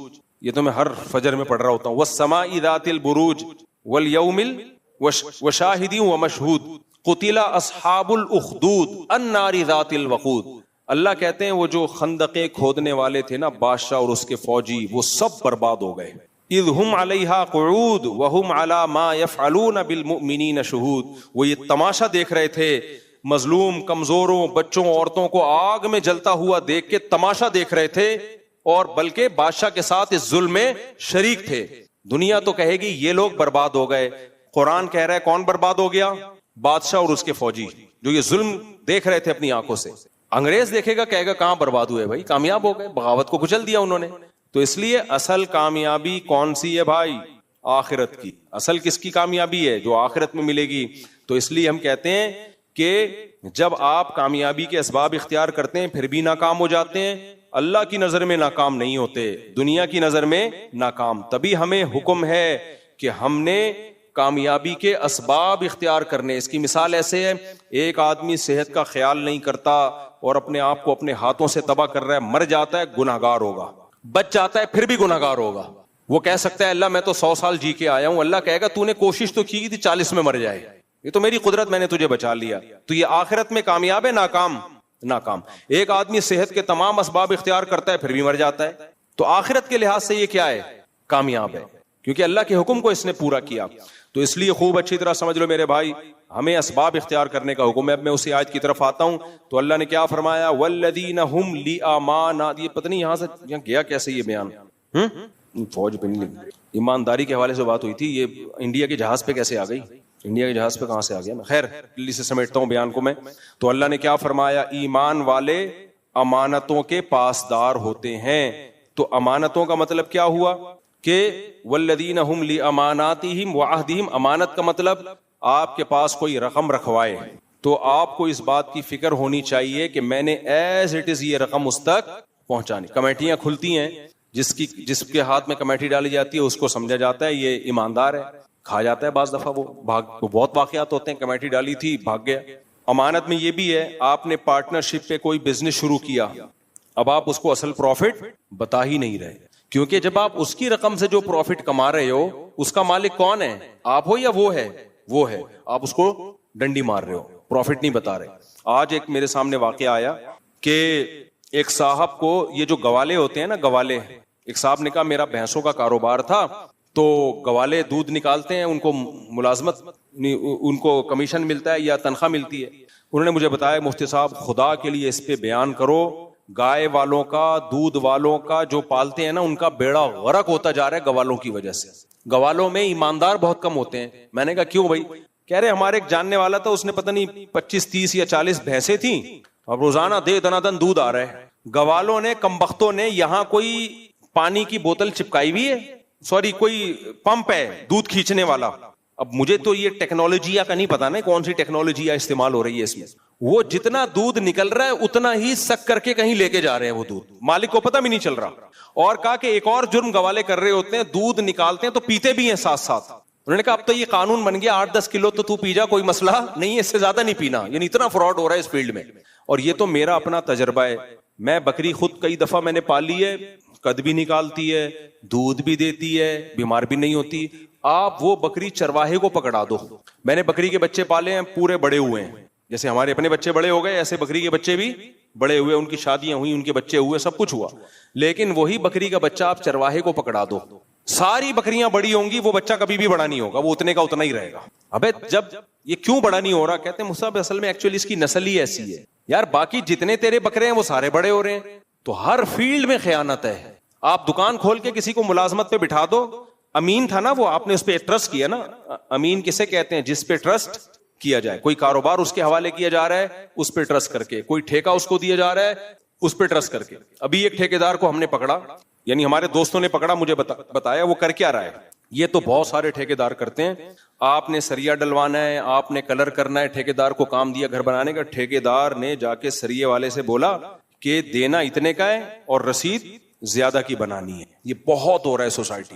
یہ تو اتنا ہو رہا ہے کہ اس کو تو برا ہی نہیں سمجھا جاتا. میں اپنے ساتھ ہونے والے واقعات اس لیے نہیں بیان کر رہا کہ جنہوں نے دھوکہ دیا وہ سمجھ جائیں گے, وہ بولیں گے مفتی صاحب نے ممبر پہ بیٹھ کے ہماری پول پٹیاں کھول دی ہیں, اس لیے میں اپنے واقعات کو اسکپ کر رہا ہوں. تو لوگ بتاتے ہیں کارپینٹر کیسے ڈنڈی. آپ کسی کارپینٹر کو بول دو کہ یہ دروازہ بنانا ہے, الماری بنانی ہے, اور اس پہ کوئی اعتماد کر کے بولو بھائی لکڑی بھی تو لے کر آ, ساری چیزیں تو لے کر آ. وہ کیا کرے گا؟ وہ جہاں سے دروازہ خریدے گا یا لکڑی خریدے گا اس کو بولے گا کہ میں تیری دکان سے ہی خریدوں گا سب کچھ, لیکن ایک فیور تو نے مجھے دینا ہے کہ جتنے کی لکڑی ہے نا اس سے تھوڑا زیادہ کی رسید بنانی ہے. وہ بھی خوش ہوتا ہے, اچھا یار میرے پاس بائک تھی, اب تو وہ قصہ اتنا پرانا ہو گیا کہ اب جس کے بارے میں کہہ رہا ہوں اس کو, ریڈیو پاکستان ہے نا, ریڈیو پاکستان, اس کے یہاں قریب میں بائکوں کی بہت بڑی مارکیٹ ہے. تو میری GTO 125 رکھی ہوئی تھی, شوق تھا, میں وہاں جاتا تھا. کبھی بائک میں کوئی کام نکل آیا تو جو میکینک تھا نا وہ مجھے کہتا تھا کہ یہ اس کا یہ پرزہ خراب ہے, فلاں شاپ سے خرید لیں, وہ اچھے ریٹ پہ دیتا ہے. میں جاتا تھا, اچھے ریٹ پہ لے لیتا کہ یار یہ جب میرا میکینک مجھے کہہ رہے, بعد میں پتا چلا یہ کمبخت کا کام ہی یہی ہے, اس کا کھانچا کھلا ہوا ہے اس شاپ سے, اسپیئر پارٹس کی دکان سے اس کا کھانچا ہے, اور یہ کوئی پارٹ اگر ریپیئر کرنے سے ٹھیک ہو بھی جاتا ہو نا, یہ ٹھیک نہیں کرتا بلکہ نیا خریدنے کا آرڈر دیتا ہے, اور آرڈر بھی وہیں سے دے گا. اچھا میں تو اس کی دکان سے لیتا تھا, تو اس دکان والے نے مجھے کہا کہ یار مفتی صاحب یہ میکینک بہت اچھا آدمی ہے, تھوڑا مہنگا ہے لیکن بندہ بہت زبردست. دونوں کا ایک دوسرے کے مکھن پالش کا پروگرام چل رہا ہے. اس دکان والے نے اس کی تعریفیں کرنی ہے, فیور کیا لے رہا ہے کہ جتنے بھی پارٹس خریدوانے وہ میری شاپ پہ بھیجنا, اور اس نے اس سے دو چیزیں, کمیشن بھی باندھا ہوا ہے اور تعریفیں بھی باندھی ہوئی ہیں کہ جو کسٹمر آئے میری تعریفیں کرنی ہے. اور تعریف بھی ایسے کرتا تھا کہ مفتی صاحب یہ جو مکینک ہے نا یہ مکینک تھوڑا مہنگا ہے, یعنی تھوڑی برائی کر کے تعریف کرو نا تو زیادہ چلتی ہے. تبھی کہتے ہیں وہ جھوٹ بہت خطرناک ہوتا ہے جو سچ میں ملا کے بولا جائے, کیونکہ باقی سچ کی وجہ سے اس جھوٹ کو بھی لوگ سچ سمجھنا شروع کر دیتے ہیں. جو اعلیٰ درجے کے کذاب ہوتے ہیں نا وہ 100% جھوٹ نہیں بولتے, وہ سچ بولتے بولتے بیچ میں کیا ملا دیتے ہیں؟ جھوٹ. تو تھوڑی برائی کرتا اس میکینک کی, یار یہ بندہ تھوڑا اچھا, وہ میکینک بد اخلاق بھی بہت تھا, بدتمیز بھی بہت تھا. تو یار یہ مفتی صاحب ہے تو بڑا بدتمیز اور تھوڑا مہنگا بھی ہے, لیکن کام, اب آدمی کہے گا میں نے بدتمیزی کا کیا کرنا ہے میرے بھائی, کام جب کر کے دے رہا ہے تو میں نے اس کے اخلاق سے کوئی تبلیغ میں تھوڑی نکلا ہوں اس کے ساتھ اخلاق سیکھنے کے لیے. میں یہ آج بہت ہو رہا ہے, لوگ مسائل پوچھتے ہیں, سعودی عرب میں بھی دوسرے ملکوں میں بھی میکینک گڑبڑ کر رہا ہوتا ہے, آپ نے اپنی گاڑی میکینک کے حوالے کر دی, آپ ٹرسٹ کر رہے ہو میرے بھائی اس پہ, اس کو چاہیے جہاں سب سے سستا ملے وہیں سے دے. ڈاکٹر یہ خیانت کر رہے ہیں, پیشنٹ جب ڈاکٹر کے پاس جاتا ہے تو اعتماد کی بیس پہ جاتا ہے نا, ڈاکٹر صاحب نسخہ لکھ کے دے رہے ہوتے ہیں کہ یہ وہاں سے دوا لے لینا اس کمپنی کی, حالانکہ ڈاکٹر کو پتا ہے کہ یہی فارمولا, یہی کیمیکل, جو بھی مرکبات ہیں یہ فلاں کمپنی کے اس سے سستے ملتے ہیں, لیکن کمپنی نے ڈاکٹر سے وعدہ کیا ہوا ہوتا ہے کہ آپ نے ہماری دوا بکوانی ہے، اتنی پرچیاں لکھ کے دے دیں تو ہم آپ کو یہ فیسلٹیز دیں گے، ہم آپ کو یہ فائدہ دیں گے، اور اس میں بعض دفعہ عمرہ بھی ہوتا ہے، عجیب حرام سے عمرہ کرنے جا رہے ہو تو یہ ہم آپ کو سہولتیں دیں گے. ڈاکٹر صاحب بھی لوگوں کو لکھ لکھ کے دے رہے ہوتے ہیں، حالانکہ مریض نے ڈاکٹر پر ٹرسٹ کیا ہے، تو ڈاکٹر مریض کے ساتھ امانت میں بولو خیانت کر رہا ہے، تو یہ بھی اسی آیت میں داخل ہے. ٹیچر امانت میں خیانت کرتا ہے، طالب علم لوگ ٹیوٹر رکھ لیتے ہیں، قاری کو رکھ لیتے ہیں اعتماد کر کے، وہ آستین کا سانپ بن جاتا ہے. ایسے لوگ بھی میرے علم میں، عام طور پہ قاری ایسے ہوتے نہیں ہیں، زیادہ تر نیک ہی ہوتے ہیں، لیکن ایسے قاری بھی میں نے دیکھے لوگوں نے اعتماد کر کے اپنی بیٹی حوالے کر دی کہ بھئی آپ اس کو پڑھاؤ، ہم آپ کو روحانی باپ سمجھتے ہیں، اسی بیٹی سے ناجائز تعلق قائم کر لیا. ٹھیک ہے اس نے غلط کیا، اپنی جوان بیٹی کیوں حوالے کر رہے ہو قاری کے؟ اس نے تو غلط کیا، لیکن آپ نے اس سے زیادہ غلط کیا. یار وہ آپ پہ اعتماد کر رہا ہے کہ یہ قاری ہے، یہ قرآن پڑھتا ہے، یہ نیک ہے، یہ میری بچی کو بیٹیوں کی طرح دیکھے گا، تو آپ بھی تو پھر بیٹی والا معاملہ کرو نا اس کے ساتھ. اور آپ جب گھر آستین کا سانپ بنے ہوئے ہو. ایسے واقعات بھی آئے کہ گھر میں گھسے اور جس بندے نے اپنے گھر میں گھسایا کہ میرے بچوں کو قرآن پڑھاؤ، اسی بندے کی بیوی سے ناجائز تعلق شروع کر دیا. تو یہ سب کیا ہے؟ امانتوں میں خیانت. جو آپ پہ ٹرسٹ کر رہا ہے آپ اسی کے گھر میں ڈس رہے ہو، آستین کے سانپ بنے ہوئے ہو. جو حرام خور لوگ ہوتے ہیں نا، دو قسمیں ہوتی ہیں. جو لڑکیوں سے ناجائز تعلق قائم کرتے ہیں، ان کی بھی دو قسمیں ہوتی ہیں. ایک تو وہ جو اجنبیوں سے جا کے حرام کاریاں کرتے ہیں، طوائف خانوں میں جائیں گے، یہ بھی 2 نمبر ہیں. زیادہ بڑا 2 نمبر وہ ہے جو دوست ہی کے گھر میں ڈاکہ ڈالنا شروع کر دے، جو دوست ہی کے ساتھ خیانت کرنا شروع کر دے. میرے پاس جب واقعہ آتا ہے نا، اللہ نہ کرے زیادہ تر ایسا نہیں ہوتا، الحمدللہ خیر غالب ہے، بھابھی کا دیور سے چکر چل رہا ہے، بہت افسوس ہوتا ہے. یار دیور جو بھائی ہے وہ تو محافظ ہونا چاہیے نا اپنے بھائی کا. چکر کیسے چل رہا ہے؟ تو دیور نے ڈورے ڈالے ہوئے بھابھی کے اوپر، ورغلا رہا ہے اس کو. یار تجھے کوئی اور نہیں ملا دنیا میں منہ کالا کرنے کے لیے؟ تو اپنے بھائی کی بیوی کے ساتھ خیانت کر رہا ہے، اپنے بھائی کے ساتھ تو غداری کر رہا ہے. بتاؤ زمین پاؤں جو ہے وہ زمین پاؤں سے نکلے گی کہ نہیں نکلے گی؟ ایسے ایسے واقعات میں سنتا ہوں نا، پھر میری نیند اڑتی ہے رات کی، پھر میں ڈپریشن میں جاتا ہوں، پھر میں کہتا ہوں یار یہ جو ہے اس کو دماغ کہیں اور ہٹاؤ.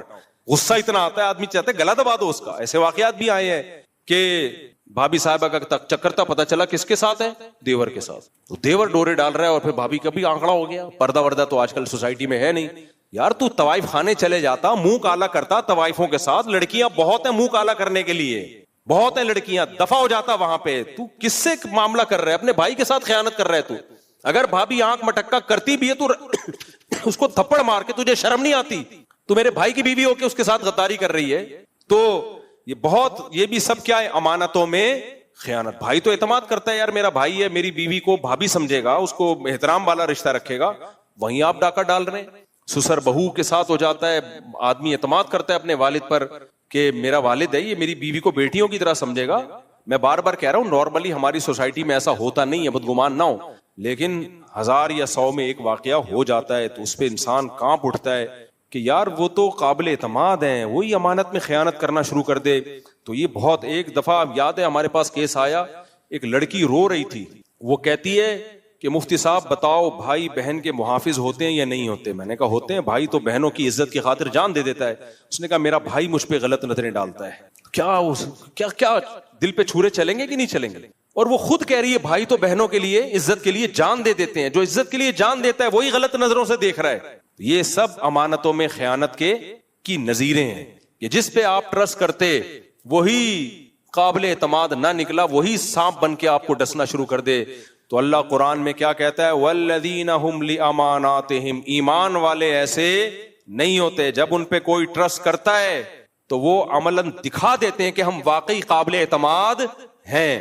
وزیرستان وغیرہ میں اور یہ جو کے پی کے علاقے ہیں نا، ان میں بھی بڑی مثالیں دی جاتی ہیں کہ ہمارے گھر میں اگر ہمارا دشمن بھی پناہ لینے کے لیے آ جائے، ہمارے شاگرد ہیں بہت سارے وزیرستان کے، جب یہ واقعات مجھے سناتے ہیں تو جیسے یہ بغیرتی کے واقعات سن کے میں ڈپریشن میں آتا ہوں نا، یہ والے واقعات سن کے وہ ڈپریشن کیا ہو جاتی ہے؟ ختم. یار غیرت مند بھی ہیں. ہمارے ایک شاگرد نے بتایا کہ مفتی صاحب ہمارا کوئی جانی دشمن ہونا اگر ہمارے گھر میں آ جائے پناہ لینے کے لیے، ہم کٹ جائیں گے، مر جائیں گے، اس کو قتل نہیں ہونے دیتے دشمن کے ہاتھوں. کیوں بھائی؟ ہم نے ایک دفعہ اپنے گھر میں گھسا لیا نا، تو اس نے ہم پہ ٹرسٹ کیا ہے نا کہ یار وہ دشمنی اپنی جگہ، وہ بعد میں لڑتے رہیں گے. یا تو گھساتے نہیں اس کو، لیکن جب چوکھٹ پہ آ گیا اس کو گھر میں ہم نے اجازت دے دی، تو اب یہ 2 نمبری نہیں ہوتی کہ آیا ہوا اشارہ کر کے اس کو مروا دو. نا نا نا، دشمنی ہے تو دشمنی. یہ نہیں ہو سکتا کہ لیبل ہم یہ لگائیں کہ ہم تمہیں پناہ دے رہے ہیں اور ادھر سے دشمنی کر رہے ہوں. تو اور یہ حدیث سے ثابت ہے. دیکھو نبی صلی اللہ علیہ وسلم نے فتح مکہ کے موقع پہ کچھ کافروں کے بارے میں حکم دیا تھا, ان کو جہاں پاؤ قتل کر دو, جہاں پاؤ قتل کر دو. وہ بہت بڑے ظالم تھے. انہی میں سے ایک چھپ چھپا کے کہیں نبی صلی اللہ علیہ وسلم کے پاس آ گیا اور آپ کی خدمت میں بیٹھ گیا. آپ صلی اللہ علیہ وسلم چاہتے تھے کہ ان کو قتل کر دیا جائے, یعنی آپ کا ان پہ اتنا زیادہ غصہ تھا نا, انہوں نے ایسا کیا تھا کہ آپ کیا چاہتے تھے, ان کو قتل کر دی. لیکن وہ سامنے آ کے بیٹھ گئے. تو جب مجلس ختم ہوئی تو آپ نے صحابہ سے پوچھا کہ تم نے ان کو قتل کیوں نہیں کیا؟ تو صحابہ نے کہا کہ یا رسول اللہ آپ آنکھ سے اشارہ کر دیتے. بہت اہم حدیث ہے, اللہ کرے یہ اخلاق ہمارے اندر بھی آ جائیں. یہ آیت کا مفہوم میں بیان کر رہا ہوں, لِأَمَانَاتِهِمْ, امانتوں کا خیال کرتے ہیں, اس کا مفہوم آپ کی سمجھ میں آ جائے. تو نبی سے صحابہ نے کیا فرمایا کہ یا رسول اللہ اگر آپ چاہتے تھے کہ اس کو قتل کر دیا جائے تو آپ ہمیں آنکھ سے بولو اشارہ کر دیتے. آپ نے فرمایا ما کان لنبی ان تخون عینہ, کسی نبی کی یہ شان نہیں ہے کہ ان کی آنکھ خیانت کرے. کیا مطلب؟ یہ میرے سامنے آ کے ٹرسٹ کر کے بیٹھا ہے, مجھ پہ اعتماد کر کے بیٹھا ہے, تبھی تو آیا ہے نا. اگر اعتماد نہ ہوتا تو آتا. اور میں ظاہری ایٹیٹیوڈ یہ رکھوں کہ ہاں بھائی تم پناہ میں, اور ادھر سے اشارہ کر رہا ہوں کہ کیا کر دو ان کو قتل. یہ خیانت پیغمبر کی آنکھ خود سے کر دیتے تو بھائی میں کہتا میں نے تمہیں کوئی امان تھوڑی دی تھی, میں نے کوئی یہ تھوڑی کہا تھا کہ تمہیں امان ہے تم آ جاؤ. امان دے کے آ جاتے پھر تو نہیں قتل کر سکتے تھے, تو کوئی اور کر دیتا الگ بات ہے. لیکن میری محفل میں کوئی بیٹھا ہوا ہو مجھ پہ اعتماد کر کے اور میں آنکھوں سے اشارے کروں, یہ بھی کیا ہے؟ خیانت. کیونکہ وہ ٹرسٹ کر رہا ہے. میں سمجھا پا رہا ہوں, اللہ کرے جو مضمون سمجھا پا رہا ہوں وہ میرے اندر بھی پیدا ہو جائے, آپ کے اندر بھی پیدا ہو جائے. آج ہماری سوسائٹی ایک نمبر کی بے غیرت بن چکی ہے. میں کسی کو ملامت نہیں کر رہا, ہم سب ایک جیسے ہیں. بہت دو نمبریاں ہیں, غیرت ختم, زبان پہ کچھ دل میں کچھ اور. کسی کے یہاں ملازمت کریں گے اسی کی دکان کو کھا جائیں گے. اکثر میں واقعہ بیان کرتا ہوں, ہمارے دوست نے بکری کے چارے کی دکان کھولی اور مرغیوں کا چارہ, اس میں باجرہ بھی. وہ کہتے ہیں یہ میرا ملازم آدھا ڈرم باجرے کا کھا جاتا تھا. میں نے کہا آدھا ڈرم کیسے؟ کہہ رہے تھوڑا تھوڑا اٹھا کے بیٹھا ہوا ہے دکان پہ, ایسے ٹانگ پہ ٹانگ رکھ کے اخبار پڑھ رہا ہے, باجرہ بھی چل رہا ہے. جب پوچھو تو بھائی تھوڑا سا کھا لیا کیا ہے؟ ابے تو پورا مہینہ تو دیکھ, پورا مہینہ جب تھوڑا تھوڑا کھائے گا. تو کہہ رہا ہے میں نے کاروبار ہی بند کر دیا, کیونکہ جس کو ملازمت پہ لا کے رکھو گزرتے ہوئے کبھی دال کھا رہا ہے, کبھی چاول کھا رہا ہے, کبھی یہاں سے یہ کھا رہا ہے. کہہ رہا ہے جب حساب لگاؤ تو کم بخت آدھا تو ہی کھا جاتا ہے. تو کسی پہ بھی ٹرسٹ نہیں کیا جا سکتا. بھائی ایسا ہو گیا ہے. تو آپ نے اپنے آپ کو ایسا بنانا ہے کہ لوگ آنکھ بند کر کے آپ پہ ٹرسٹ کریں. مالک مکان نے آپ کو گھر دے دیا کرائے پہ, وہ مطمئن ہو کہ میرے گھر کا بیڑا غرق نہیں ہوگا. ہمارے ایک دوست سے جب کسی کو گاڑی یا بائک دیتے تھے کہتے تھے اپنی سمجھ کے استعمال کرنا. لوگ تو کہتے ہیں نا پرائی کی سمجھ کے استعمال کرنا, تو تھوڑا تمیز سے کہ بھی پرائی گاڑی ہے. لیکن آج کل ایسا نہیں ہے. پرائی کی سمجھ کے استعمال کرو گے تو ایسی کی تیسی کر دو گے, اپنی سمجھ کے استعمال کرو گے تو. میں نے بہت دفعہ تجربہ کیا, بس یہ کہتا ہے بیان ختم کرتا ہوں. آپ بائک ساری زندگی استعمال کرو, آواز نہیں آئے گی اس میں سے جب تک کوئی بڑا حادثہ نہ ہو جائے. آپ اپنے دوست کو دیکھے تو دیکھو, ایک چکر انڈا موڑ سے خالی لگا کے آئے گا, کہیں نہ کہیں سے بج رہی ہوگی وہ. یہ 20 دفعہ کا تجربہ ہے. کہیں نہ کہیں سے اس میں یا تو چین کور سے ٹکرا رہا ہوگا, حالانکہ اب تک تو نہیں ٹکرا رہا تھا. آپ لے کے جاؤ گے آگے جا کے پنچر ہو جائے گی, حالانکہ آپ تو 1 سال سے چلا رہے ہو کبھی پنچر نہیں ہوئی. لیکن اب پتہ نہیں کیا کر کے آیا ہے, ادھر گئے پنچر, کہیں سے آواز آ رہی ہے, کہیں سے بریکوں میں مسئلہ ہوا ہوا ہے, کلچ وائر ڈھیلی ہو گئی, کچھ نہ کچھ ہوگا. بڑا چور ہے تو بڑا کام نکلوائے گا, ورنہ چھوٹا موٹا تو کچھ نہ کچھ گاڑی دے دو وہ بجنا شروع ہو جائے گی. تو یار اس کا مطلب یہ ہے, مجھے ایک دفعہ بیان میں جانا تھا, کسی ادارے نے بلایا تھا بیان میں, انہوں نے گاڑی بھیجی, وہ مدرسہ تھا, انہوں نے گاڑی بھیجی, وہ تھی کرولا. مجھے اس نے بٹھایا کہ چلیں جی آپ کو بیان میں لے کے جا رہا ہوں, 5-6 سال پرانا ہوا, میں جا رہا ہوں گاڑی میں بیٹھا ہوا وہ زبردست. تو مجھے خیال ہوا یار تم لمبے راستے سے لے کے جا رہے ہو, یو ٹرن لے لو. اس نے وہیں گھما کے فٹ پاتھ پہ چڑھا دی دھاڑ کر کے اور یو ٹرن لیا. میں نے کہا یار یہ گاڑی تمہاری ذاتی ہے؟ کہتے ہیں نہیں مدرسے کی ہے. میں نے کہا بہترین. میں نے کہا اپنی گاڑی ہوتی کبھی بھی یہ سلوک نہ کرتے اس کے ساتھ, اس طرح سے فٹ پاتھ پہ. ایک تو ویسے ہی اللیگل ہے کہ دھاڑ کر کے گاڑی چڑھا دی یار. میں نے کہا میں مدرسے والوں کو بتاؤں گا کہ یہ واٹ لگائی بھی ہے, لیکن مدرسے والا بھی بہت نیک ہوگا تو اس پہ نوٹس لے گا, ورنہ وہ کہے گا میری کون سی ہے, چندے کی گاڑی ہے بھائی. ایک کا تو میں نے خود اپنی آنکھوں سے, اس کے پاس 0 میٹر 125 تھی, ہمارے دوست کے پاس. میرا خیال ہے 6 سال سے اس نے ایسا رکھا ہوا تھا کہ لگتا نہیں تھا کہ یہ سیکنڈ ہینڈ ہے. اس نے وہ گاڑی کسی ادارے کو بیچ دی. 1 ہفتے بعد میں نے وہ بائک دیکھی, ایسا لگ رہا تھا موٹر سائیکل نہیں ہے، کباڑ والے سے چند پرزے لے کے چپکا دیے انہوں نے. میں نے اس ادارے والوں کو کہا، میں نے کہا یار یہ امانتوں میں یہاں یہ تو آپ نے چندے کے پیسوں سے لیے ہے نا، ادارے کے لیے، ادارے کو کام ہوگا، ضرورت پڑتی ہے تو ٹھیک ہے، چندے کے پیسے سے لیے، ادارے کے لیے، اپنی ذات کے لیے نہیں. لیکن اپنی بائک کا بھی آپ لوگ یہی حال کرتے ہو. اپنی بائکیں بھی گھروں میں ایسے رکھی ہوئی ہیں، ایک ہفتے میں ایسا لگ رہا ہے کباڑ خانے سے لے کر آئے ہو. یہ ہر جگہ. گورنمنٹ ملازمین کو دیکھ لو، دفتروں کا کیا حال. گورنمنٹ کے کسی دفتر میں جاؤ، انہی صاحب کے پرائیویٹ دفتر میں جاؤ گے، اے سی لگا ہوا ہوگا، ہر طرف پوچھا، صفائی ستھرائی، نیٹ کلین، سب ایسے تمیز سے. لیکن یہی جب گورنمنٹ اس کے حوالے کوئی دفتر کرتی ہے، کاغذ ادھر پڑے ہوئے ہیں، پان کی پیکیں، تھکنیاں، کیا بیڑا غرق. میرے بھائی ایک دفعہ کسی ادارے سے نا، نیوی کے کسی ادارے سے ایک پینسل اٹھا کے گھر لے آئے. مجھے انہوں نے خود واقعہ سنایا. میرے والد صاحب نے کہا یہ پینسل تمہاری ذاتی ہے؟ انہوں نے کہا نہیں، دفتر میں کسی کام کی نہیں تھی اس لیے اٹھا کے لے آئے. والد صاحب نے کہا کسی کام کی نہیں تھی تو پڑے رہنے دیتے اس کو. ہے بھائی، نہیں تھی نا کسی کام کی تو پڑے رہنے دیتے. بھائی تم کیوں؟ ہم لوگ پتہ ہے آپ کو، آپ یقین نہیں کرو گے، ایسی باتیں بھی ہوتی ہیں. مدرسے میں جب ہم دارالافتاء والارشاد پڑھا کرتے تھے تو ماچس کی تیلی سے میں خلال نہیں کرتا تھا. مدرسے کی ماچس کی تیلی سے. سمجھ میں نہیں آ رہی بات؟ کیونکہ بھائی مدرسے میں لوگوں نے چندہ دیا ہے اور ماچس بھی خریدی گئی ہے چندے کے پیسوں سے. یہ ٹوتھ پک کے لیے نہیں بلکہ چولہا جلانے کے لیے، تاکہ طلبہ کا کھانا پکے. تو میں خلال نہیں کرتا تھا، مجھے ڈر لگتا تھا کیونکہ ہمارے حضرت نے اتنا ڈرایا ہوا تھا، وقف کے اموال ہیں. پھر میں نے حضرت سے پوچھا تو حضرت نے فرمایا ان چھوٹے موٹے کاموں کے لیے استعمال ہو سکتا ہے. تو اگر کوئی ایسا نہیں کہ نکال کے سارے دانتوں میں بیڑا غرق کر دو، کہیں کوئی تیلی پڑی ہوئی ہے تو کوئی اس میں کوئی حرج نہیں ہے، ورنہ ہم یہ نہیں استعمال کرتے تھے. تو آج دیکھ لو آپ، مدرسے کے اموال ہوں، اسکول کالجز کی چیزیں ہوں، گورنمنٹ کے اداروں کا حال تو دیکھو آپ. اس میں گورنمنٹ والے سب سے ماشاءاللہ ان خیانتوں میں آ گئے ہیں. کہتے ہیں گورنمنٹ کا مال ہے. بھائی گورنمنٹ کا مال نہیں ہوتا، عوام کا مال ہوتا ہے. شہباز شریف، بلاول بھٹو، عمران خان اور یہ سارے گورنمنٹ کے جو لوگ ہیں، یہ اپنی جیب سے تھوڑی لے کر آ رہے ہوتے ہیں. یہ تو عوام کے ٹیکس کے پیسوں سے یا عوام کے پیسوں سے یہ سب کو، یہ ساری عوامی املاک ہیں. آپ ٹرینوں میں سفر کر رہے ہو، پھٹا نکال کے گھر لے گئے، ٹھیک ہے، گورنمنٹ کا مال ہے. یہ زیادہ بڑا جرم ہے. یہ گورنمنٹ کا ہوتا تو میں بھی کھاتا آپ کے ساتھ. گورنمنٹ کا کوئی مال نہیں ہوتا. یہ کس کا مال ہے بھائی؟ پبلک کا ہے. تو کس کس کو قیامت کے دن حساب دو گے؟ تو شخصی ملکیت میں تو انسان اس سے معافی مانگ سکتا ہے، حکومتی مال جب کھائے گا تو کس کس سے معافی مانگے گا؟ اس لیے ہمارے حضرت نے ہمیں سمجھایا ہوا تھا کہ کبھی اگر جلدی ہو، ٹرین میں ٹکٹ کرنا ہو، ٹرین میں سفر کرنا ہو، ٹکٹ نہ لے سکو تو پھر کیا کرو؟ ہم نے کہا حضرت پھر وہ ٹکٹ چیکر پیسے لیتا ہے. فرمایا اس کو نہیں دو پیسے، آپ کیا کرو، اترنے کے بعد ٹکٹ خرید کے پھاڑ کے پھینک دو، تاکہ جتنا سفر آپ نے ٹرین میں کیا ہے وہ پیسے گورنمنٹ کے کھاتے میں چلے جائیں. کیونکہ یہ گورنمنٹ کے نہیں ہیں، یہ کس کے ہیں؟ بولو، عوام کے. لیکن اب میں ایک دوسرا پیکج پبلک کے لیے لے کر آیا ہوں کہ بجائے گورنمنٹ کے کھاتے میں ڈالنے کے کسی غریب کو کھلا دو.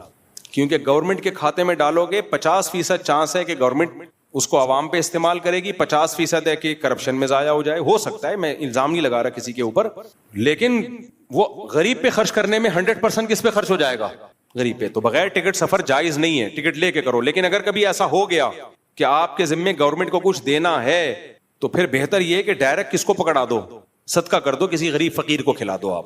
کیونکہ گورنمنٹ کے کھاتے میں جیسے زکوٰۃ اصل میں تو حکومت لے سکتی ہے لوگوں سے، حکومت لے کے لوگوں میں بانٹے، لیکن ہم کہتے ہیں بھائی یکم رمضان سے پہلے بینک سے اپنے پیسے نکال لو، زکوٰۃ گورنمنٹ کو مت دو. گورنمنٹ کا کوئی بھروسہ نہیں ہے، صحیح جگہ خرچ کرے گی یا کھا جائے گی. تو اس میں بہت سارے لوگ بیٹھے ہوئے ہوتے ہیں، تو خود ہی نکال کے. حضرت عمر کا دور الگ تھا، اس میں گورنمنٹ کو لوگ دیتے تھے، صحیح جگہ استعمال ہوتی تھی. اب نہیں ہے وہ دور. گورنمنٹ کو دو گے پتہ نہیں کہاں جائے گی. تو بہتر یہ ہے کہ اپنے پیسے نکالو اور کہاں خرچ کرو؟ خود غریبوں میں ڈیوائڈ کر دو، وہ یقین ہوگا آپ کو. تو یہ امانتوں میں خیانت ہے. انشاءاللہ آگے پھر وعہدہم راعون، اللہ نے ایگریمنٹ کی پابندیوں کا بھی حکم دیا. تو اللہ ہم سب کو امانتوں میں خیانت سے بچنے کی توفیق عطا فرمائے. اور آج کے بیان کا خلاصہ 2 لفظوں میں بیان کر دوں میں. خلاصہ ان آیت کا یہ ہے کہ آپ کو اپنے آپ کو ایسا بنایا ہے لوگ اندھا اعتماد کریں. لوگ کیا کریں؟ اپنے راز آپ کے سامنے رکھ سکیں کہ یار یہ راز فاش نہیں کرے گا، اس سے دل کی بات کہہ لو. اپنی برائیاں وہ آپ کے سامنے کر سکیں. ان کو پتا ہو کہ یار میں اپنی برائی اس کے سامنے بیان کروں گا تو یہ میرا عیب چھپائے گا. مجھے یاد ہے ایک پیر و مرشد کے سامنے کسی نوجوان نے بتایا کہ مجھے کوئی غلط کام کی عادت پڑ گئی ہے تو میری اصلاح کریں. اس پیر نے کسی اور کو بتایا کہ یہ مجھے یہ کہہ رہا تھا. میں نے کہا یہ پیر ہے جاہل کا. وہ آپ پہ اعتماد کر کے اپنی برائی بیان کر رہے ہیں تاکہ آپ اس کی اصلاح کریں، اور آپ جا کے کسی اور کو بتا رہے ہیں تو یہ تو بہت غلط ہو گیا نا. وہ پیر نہیں ہے, پھر وہ جاہل ہے. تو آپ نے اپنے آپ کو ایسا بنانے, میں نے بھی آپ نے بھی, کہ لوگ ہم پہ اندھا اعتماد کریں. بھائی جو اس کے پیسے ہیں, جو ہمارے پیسے ہیں وہ ہمارے ہی ہیں, وہ اس کے لاکر میں رکھوائیں گے تو اس کی نظریں خراب. بہنیں بتا دیتی ہیں بھائی کو میرے پاس اتنے پیسے ہیں, گئے. بھائی پتہ ہے بہن سے کیسے, ایک خاتون نے مجھے کہا میں اپنے بردر کو بتانا چاہتی ہوں میرے پاس 1 کروڑ روپے آئے ہیں, فلاں جگہ سے آئے ہیں, تو میں بتا دوں. بتا دو. پھر یہ نہیں کہنا کہ وہ گئے کہاں. کہہ رہی نہیں میرے بردر تو, میرے بھائی تو بہت نیک ہیں, تبلیغ میں بھی وقت لگاتے ہیں, اور جو ہے وہ تو بہت نیک ہیں. میں نے کہا جو تبلیغ میں وقت لگاتا ہے نیک ہوتا ہے, اس کا چوری کا طریقہ الگ ہوتا ہے. جو ڈاکو ہو اس کا چوری کا طریقہ الگ, چور کا چوری کا طریقہ الگ. چور تو ہے لاکر سے چوری کرے گا, ڈاکو کیا کرے گا, گن پوائنٹ پہ لے کے جائے گا. نیک آدمی پتہ ہے کیا کرے گا. میں نے کہا نیک آدمی یہ کرے گا, جس دن آپ نے بتا دیا نا میرے پاس 1 کروڑ رہے ہیں, تو بھائی کو اس دن نیند نہیں آئے گی, بولے گا یار کوئی وہ خود تو دھیلا ہے نہیں, اور دھیلا ہو بھی تو دوسرے کے پیسوں پہ جو بزنس کا مزہ ہے نا, خدا کی قسم وہ اپنے پیسوں پہ نہیں ہے. ہمارے والد صاحب کہا کرتے تھے جب بھی کوئی آئے نا اور کہے مفتی صاحب اتنے لاکھ روپے دے دو, میں بزنس کر رہا ہوں, آدھے آپ کے آدھے میرے, تو اس سے بولا کرے یہ پورے لاکھ خود ہی اپنے لگا لے, پورے تیرے. کتنا بہترین مشورہ ہے یا نہیں ہے. اچھا والد صاحب مجھے یہ بھی کہتے تھے یہ بات اس وقت تک سمجھ میں آئے گی نہیں جب تک نقصان نہیں ہوگا. بہت بتاتے تھے کبھی کسی کو پیسے مت دینا بزنس کے لیے. کوئی آج قابل اعتماد بہت کم لوگ ہیں, ہمیں کیا پتا چلے گا کون ہے یا نہیں. بہت منع کرتے تھے, لیکن ساتھ میں یہ جملہ بھی لگاتے تھے کہ سمجھ میں پھر بھی نہیں آئے گا جب تک ڈوبیں گے نہیں. واقعی میرے ڈوبے, مجھے سمجھ میں آ گیا. اور میں اب لوگوں کو کہتا ہوں تمہیں میں منع کر رہا ہوں, نہ باپ کو پیسے دو, باپ کی ویسے خدمت کرو کاروبار کے لیے, نہ باپ کو, اور سسرال کو تو بیڑا غرق. داماد کو دے دی, اب گئے. ہزاروں میں کوئی ایک آدھ ہوتے بھی ہیں, میرا داماد نہ غصے ہو جائے نا, تو ہزاروں میں کوئی ایک آدھ ہوتے ہیں. میں سیف سائڈ رکھتا ہوں کہ کوئی مجھے پکڑے تو بولے بھائی میں نے 2-4 لوگوں کے بارے میں کہا تھا, وہ نہیں ہے. تو داماد کو دے دیے, شوہر کو دے دیے, اور بھائی کو دے دیے, گئے. اب نہیں ملتا. تو والد صاحب کہتے تھے کہ جب بھی کوئی آئے کہ اتنے لاکھ دے دو, بزنس کروں گا, آدھے تمہارے آدھے آپ کے, تو بولو پورے اپنے لگا لے, پورے تیرے. میں نہیں چاہتا کہ تیرے آدھے میرے پاس آئیں, پورے کس کے, تیرے. تو ایسا ہی ہوا.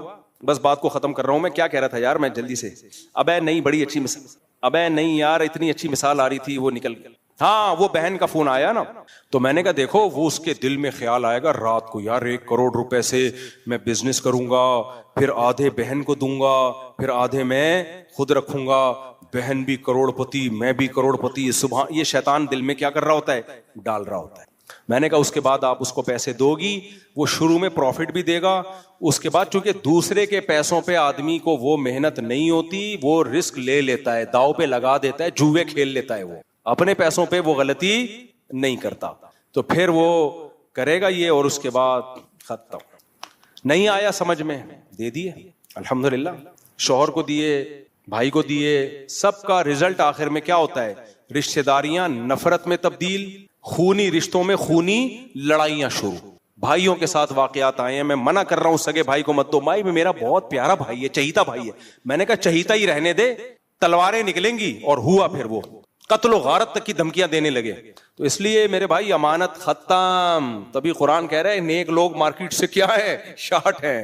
خالی نماز روزے سے نہیں بنتے. آپ اپنے آپ کو ایسا بناؤ لوگ کہیں لے لو یار پیسے. میرے پاس آتے ہیں نا, مجھے کہتے ہیں یہ کاروبار کے لیے 1 کروڑ روپے مفتی صاحب لے لو, لگاؤ.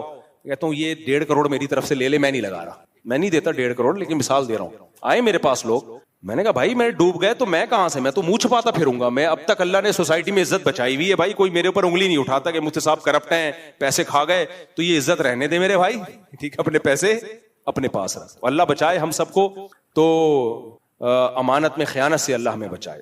وما علینا الا البلاغ. یقینی جنتی کوئی بھی نہیں ہے, شہید بھی نہیں ہے. جبکہ حدیث کے درمیان 2 بیٹیوں کو پال کر جوان کر دیا, میں اس کے جنتی ہونے کی ضمانت دیتا ہوں. دیکھو حدیث میں آتا ہے شہید بھی جنتی ہے, جس نے 3 بیٹیوں کی کفالت کی یا 3 بہنوں کی, میں اس کے لیے جنت کی ضمانت دیتا ہوں. یہ ساری حدیثیں برحق ہیں, لیکن پھر بھی ہمیں حدیث ہی میں منع کیا گیا, کسی شخص کی طرف اشارہ کر کے جنتی یا جہنمی نہیں کہہ سکتے. اب آپ کہو اس کی تو 9 بیٹیاں ہیں, ہمارے ایک دوست ہیں ان کی 9 بیٹیاں ہیں. میں نے کہا یار نبی نے 3 بیٹیوں کی کفالت پہ جنت کی ضمانت لیا, آپ کے لیے تو 3 دفعہ ضمانت ہے. اب وہ کہیں اس کا مطلب میں کنفرم جنتی ہوں. نہیں بھائی آپ کنفرم جنتی نہیں. سوال پیدا ہوتا ہے جب میں 3 دفعہ میرے لیے ضمانت ہے تو میں کنفرم کیوں نہیں ہوں. کنفرم اس لیے نہیں ہو کہ ہو سکتا ہے کوئی ایسا کام کر رہے ہو جس پہ کنفرم جہنمی بھی بن رہے ہو. صحیح ہے, ایسا کام کر رہے ہو جس پر جہنمی ہونے کی بھی بعض گناہ ایسے ہیں جس پر نبی نے کنفرم جہنمی قرار دیا ایسے شخص کو. حدیث میں آتا ہے اس شخص پر اللہ کی لعنت جس کو بوڑھے ماں باپ ملے اور اس نے ان کی خدمت کر کے اپنے اوپر جنت کو واجب نہیں کر لیا. کیا مطلب؟ جس کو بوڑھے ماں باپ ملے اور اس نے اگنور کر دیا, کنفرم لعنتی, کنفرم جہنمی ہے. تو اس لیے قیامت کے دن پلس مائنس ہوگا, کچھ چیزیں کنفرم جہنمیوں والی ہوں گی, کچھ چیزیں کنفرم جنتیوں والی ہوں گی. تو ترازو کے پلڑے میں رکھا جائے گا کہ جنت کی گارنٹیاں اس کے پاس زیادہ ہیں یا جہنم والی گارنٹیاں زیادہ ہیں. اس لیے اسپیسیفک کسی خاص فرد کی طرف اشارہ کر کے ہم نہیں کہہ سکتے کہ شہید جنتی ہوتا ہے, لیکن کسی شہید کو کہنا یہ 100% جنتی ہے اس لیے ٹھیک نہیں ہے. بھائی اس کے دل میں ریا تھی یا لوگوں کا قرضہ لے کے شہید ہوا ہے. بعض لوگ اس لیے شہید ہوتے ہیں کہ اب قرضہ تو ادا ہو نہیں رہا, شہید ہو جاؤ یار, کھا کے قرضہ لے کے مر جاؤ. تو اب اس لیے اشارہ کر کے کہنا جائز نہیں ہے. اگر آپ نماز میں قرات بھول جائیں تو کیا آپ کا گارڈ آپ کو بتا سکتا ہے جبکہ نماز نہیں بتا سکتا؟ جو شخص نماز میں خارج ہے وہ لقمہ نہیں دے سکتا. السلام علیکم صاحب, میرا کاروبار میں بہت نقصان ہوا ہے, دوبارہ لیکن والدین اجازت نہیں دے رہے. یہ کہہ رہے میرا کاروبار میں بہت نقصان ہوا ہے, میں باہر ملک کاروبار کے لیے جانا چاہتا ہوں لیکن میرے والدین اجازت نہیں دے رہے. اگر آپ کے باہر ملک جانے سے آپ کے والدین کو کوئی نقصان نہیں ہے تو آپ پرمیشن کے بغیر بھی جا سکتے ہیں. اچھا اکلوتا بیٹا ہوں, اگر آپ ان کی کیئر کر سکتے ہیں, یہاں کوئی اور دوسرا ہے ان کی کیئر کرنے والا, اور آپ کو واقعی شدید نقصان کا خطرہ ہے تو پھر آپ سفر کر کے جا سکتے ہیں. کچھ حقوق ایسے ہیں, کچھ انسانی بنیادی رائٹس ایسے ہیں جس میں اللہ تعالیٰ نے ماں باپ کی اطاعت کو واجب قرار نہیں دیا, تو اس میں سفر بھی داخل ہے. کوئی پڑھنے کے لیے باہر جانا چاہتا ہے, کاروبار کے لیے جانا چاہتا ہے, لیکن اگر ماں باپ بوڑھے ہیں اور ان کو خطرہ ہے کہ پیچھے کوئی ملازم صحیح پال نہیں سکے گا ان کو, یا کیئر نہیں ہو سکتی, پھر حرام ہے, پھر ناجائز ہے. بہتر یہی ہے کہ ماں باپ کی بات مان لیں, نہ جائیں, یہیں کاروبار تلاش کریں. کوئی یقینی چیز تھوڑی ہے کہ باہر کاروبار ملے گا, باہر جا کے بھی لوگ خوار ہو رہے ہوتے ہیں. میں ایسے لوگوں کو جانتا ہوں, ان کو اپورچونٹی تھی باہر جا کے بزنس کرنے کی, لیکن ماں باپ خوش نہیں تھے. انہوں نے کہا ہم ماں باپ کو خوش رکھیں گے, یہیں بزنس کریں گے. ایسا ان کا بزنس چمکا ہے, آج کروڑوں میں کھیل رہے ہیں, اور بتاتے ہیں کہ ہم نے ماں باپ کے لیے قربانی دی, اللہ نے بہت نوازا. تو مفتی کا کام تو مسئلہ بتانا ہوتا ہے, جائز ناجائز.